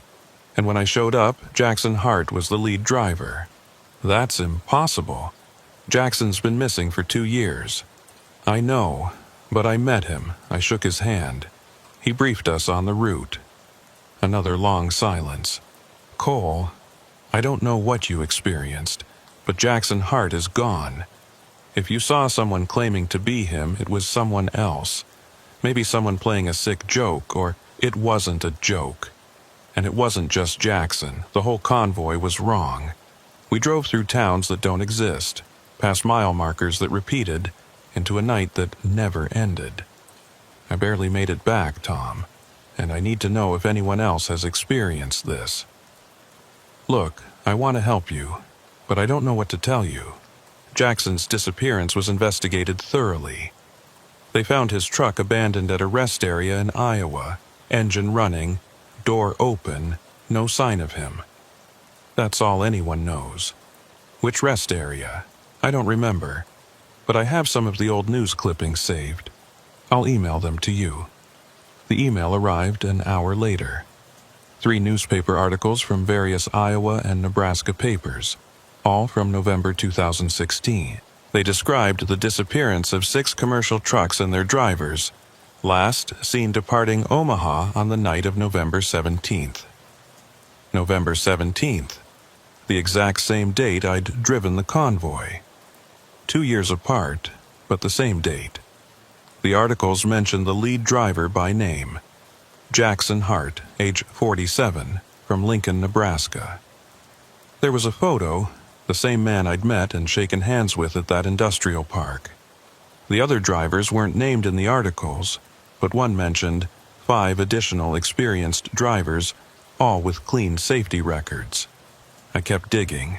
I spent hours searching through archived news sites, trucking forums, missing persons databases, and slowly, piece by piece, I started finding references to other disappearances. November 17, 2014. 4 trucks vanished on a convoy run from Omaha to Sioux Falls. November 17, 2012. 6 trucks disappeared, same route. November 17, 2010. 5 trucks never seen again. The pattern went back decades. Every 2 years, on November 17th, a convoy would depart Omaha heading north, and some or all of the trucks would vanish without a trace. And in every case, the company that hired them couldn't be verified afterward. Midwest Transport Solutions, Plains Transport Company, Heartland Freight Services. All ghost companies that existed just long enough to make the calls, hire the drivers, and disappear. I created a spreadsheet documenting every disappearance I could find. 27 convoys over 54 years, all following the same pattern. The earliest mention I found was from 1964, a newspaper clipping describing 6 freight haulers who vanished on Highway 29 under mysterious circumstances. Whatever the Shadow Road was, it had been claiming drivers for over half a century. On December 15th, I made a decision that probably crossed the line from research into obsession. I drove back to Omaha, to that industrial park where I'd met the convoy. It was early afternoon, cold and overcast. The facility was operational, trucks coming and going, warehouse workers loading and unloading freight.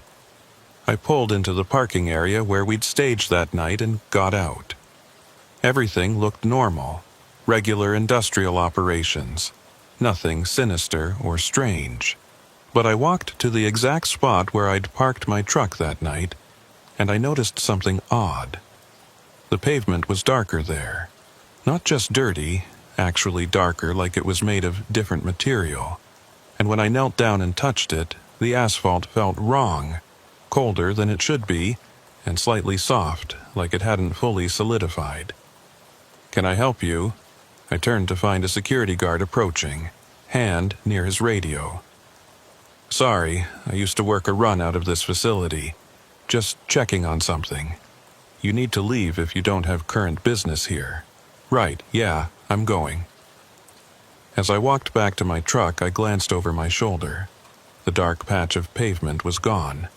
Just normal asphalt, indistinguishable from the rest of the lot. That night, I drove past the distribution center at exactly 11:30 p.m. I parked across the street and watched. At 11:47, trucks started arriving. 1, 2, 3, 4, 5. They lined up in the same formation I remembered, though the specific rigs were different. At 11:53, a man walked out and started talking to the drivers. Even from a distance, I recognized his posture, his movements.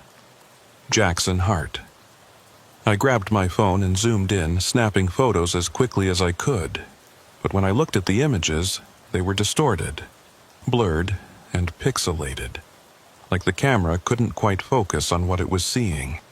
At 11:59, a 6th truck arrived and pulled into position. At exactly midnight, the convoy rolled out, heading toward the interstate. I followed them, kept my distance, stayed several car lengths back, watched as they merged onto I-29 North and headed into the darkness. At 12:17, they passed mile marker 92. I noted the time and location carefully. At 12:23, they passed mile marker 97. At 12:30, I heard Jackson's voice on the CB calling for a check-in. 6 trucks responded, their voices crackling through the static. And then a 7th voice, faint, distorted, but definitely there. 7, maintaining position. They had a new recruit. Some driver who'd answered the wrong phone call, accepted the wrong dispatch, and was now heading down the Shadow Road toward a destination he'd never reach. I wanted to warn him, wanted to call out on the CB and tell him to turn around, to get out while he still could. But I knew it wouldn't matter. Once you joined the convoy, once you followed those taillights into the darkness, you were committed. The shadow road had you, and it didn't let go. At 12:47, something happened that I didn't expect. The convoy started to fade. Not all at once, but gradually, like they were driving into fog or smoke. Their lights got dimmer, their forms less distinct, until they were barely visible, even though they were less than a quarter mile ahead of me. By 1 o'clock, they were gone completely. The highway ahead was empty. I kept driving north, following the route, looking for any sign of where they'd gone, but there was nothing. Just normal I-29 in normal Iowa on a normal December night. At 1:17, I reached the spot where I'd seen Marcus's abandoned truck on my run. There was nothing there now, just empty highway shoulder. At 1:28, I stopped at a rest area and pulled out my research, spreading the documents across my passenger seat. 27 convoys over 54 years. Hundreds of missing drivers. A pattern so clear and consistent that someone should have noticed, should have investigated, should have done something. But nobody had. Or if they had, their investigations went nowhere. Their reports were filed away, and the disappearances continued like clockwork every 2 years. I thought about Jackson Hart, driving the Shadow Road for 2 years now, or maybe longer in whatever strange time that place operated under. I thought about all the other drivers trapped in their eternal convoy, hauling cargo to destinations that didn't exist. And I thought about the fact that I'd escaped. I'd turned around, driven backward, rejected the pattern, and somehow made it back to the real world. Which meant escape was possible. Difficult, maybe. Requiring some specific action or realization. But possible. I needed to figure out how I'd done it. What exactly had broken the spell, had severed the Shadow Road's hold on me. Because if I could understand it, I could help others. I could warn the next driver who got that midnight phone call, could give them the information they needed to avoid the trap entirely. At 1:47, I saw headlights approaching from the north. A single truck driving south, moving fast. As it got closer, I recognized the rig. It was my truck. My exact truck, down to the scrape on the left fender and the faded company logo on the door. It passed me doing at least 80, and I caught a glimpse of the driver. It was me. My face, my jacket, my Cat Diesel cap. But the eyes were wrong. Too wide, too aware, too hungry. The truck disappeared into the darkness heading south, and I sat there in the rest area parking lot trying to process what I'd just seen.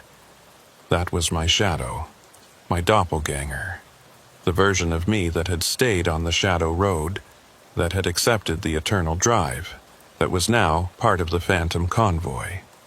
Which meant I hadn't fully escaped.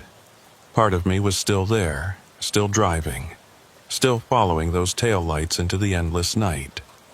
And somewhere in the multiverse of highways, in the version of I-29 that existed between mile markers and moments, Cole Brixton was truck 4 in an eternal convoy, checking in every 30 minutes, maintaining his spacing, heading toward Sioux Falls forever.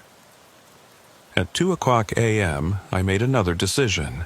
I couldn't let this keep happening. Every 2 years, more drivers disappeared.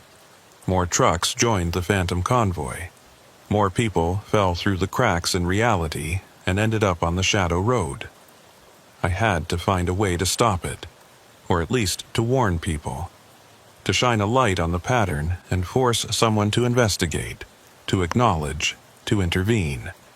But who would believe me?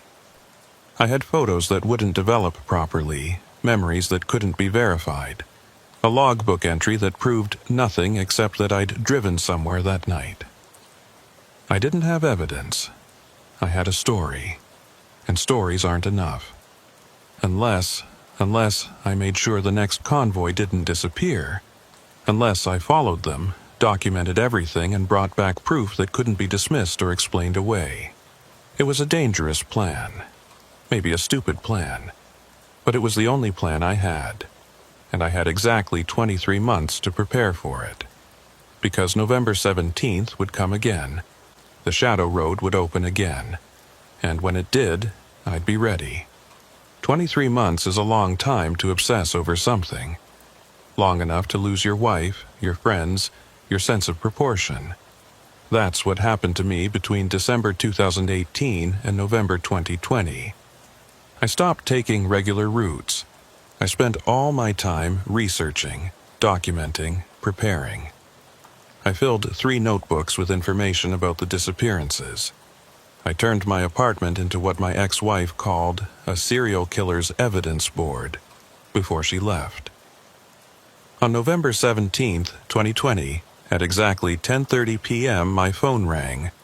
Unknown number. "Is this Cole Brixton?" A woman's voice. Professional. Slightly distorted. "It is. This is Sandra from Midwest Transport Solutions. We have an urgent convoy assignment for tonight. Are you available?" I'd rehearsed this moment 100 times. "I'm available, but I need names and company affiliations for everyone in the convoy." Long pause. "That information will be provided at the staging area. I want to know now." "Mr. Brixton, we need your confirmation immediately, or we'll move to the next available driver. Then move on." Instead of hanging up, Sandra said, "The lead driver is Jackson Hart." My blood ran cold. Jackson Hart has been missing since 2016. Jackson Hart is one of our most reliable drivers. Are you interested in this assignment or not? I'll be at the staging area at midnight. I called Pete Dalton and told him to track my GPS. If I don't text you by 8 a.m., start making calls. At 11:45 p.m., I pulled into the industrial park. 5 trucks were already there. I recognized some from my research, rigs that had disappeared in previous convoys. Jackson Hart walked toward me, looking exactly the same as 2 years ago, not aged a day. "Cole Brixton," he said, extending his hand. "Good to see you again." I didn't take it. "You remember me?" "Of course. You were with us in 2018. You completed the run, and now you're back for another one." "That's not what happened. I escaped." Jackson smiled. "The Shadow Road doesn't need to trick people. People trick themselves. You've spent 2 years obsessing over it. You've sacrificed everything. And now you're here. If that's not a choice, what is?" I pulled out my phone. The call log showed no incoming call at 10:30 p.m. At exactly midnight, the convoy rolled out. I was truck 6 bringing up the rear. We merged onto I-29 North, and immediately the highway changed. The pavement was darker, the mile markers wrong, the stars positioned in impossible patterns. We'd crossed over to the Shadow Road. At 1 o'clock, we passed mile marker 0. At 1:30, we passed it again. At 2 o'clock, my recording had corrupted. Just static. At 2:30, I pulled over. The convoy continued without me. I got out and stood on the Shadow Road, looking at a landscape that couldn't exist. Desert that was somehow also forest. Mountains both near and impossibly distant. I had a choice to make. I could keep driving, join the eternal convoy, or escape again, leaving another piece of myself behind. I'd seen my shadow self 2 years ago. Still driving, still trapped. How many times could I fragment before nothing was left? At 3 o'clock a.m., I made my choice. I turned off my engine and started walking. Not forward or backward, but perpendicular to the highway, into the impossible landscape, leaving the road entirely. Behind me, I heard engines, dozens, maybe hundreds, trying to stop me. But I kept walking into the darkness beyond the margins. And in that space between worlds, I found all the other versions of myself, every fragment left behind, all standing in the darkness with my face. "You can't keep doing this," one said. "Eventually, there won't be enough of you left." I know, but I can't stop trying. They looked at me and slowly smiled. "Then we'll help you. We'll show you the way out, the real way, the exit that doesn't cost pieces of yourself." They formed a path leading toward a pinpoint of light in the distance. "Walk toward the light," they said in unison. "Don't stop, don't look back. When you reach it, you'll be free. All of us will." I walked for hours, or minutes, or years. Time didn't work there. Eventually, I reached the light, an exit sign showing a real I-29 number. I climbed the off-ramp and found myself on the shoulder of the real highway. My truck was there. It was 6:47 a.m., November 18th, 2020. Pete had texted 17 times. I texted back, "I'm okay, I made it out, and I have the proof." In my pocket was a mile marker from the Shadow Road. Physical proof. Metal stamped with 0, made from materials that didn't exist. I drove to the police station. When they tested the marker and found materials that matched no database, they listened. An investigation was launched. Federal involvement. They found enough evidence to confirm it. Drivers had been disappearing for over 50 years, always November 17th, always the same pattern. They posted warnings at every truck stop along I-29. It wasn't enough to close the Shadow Road, but it made it harder for new drivers to fall through. That was 3 years ago.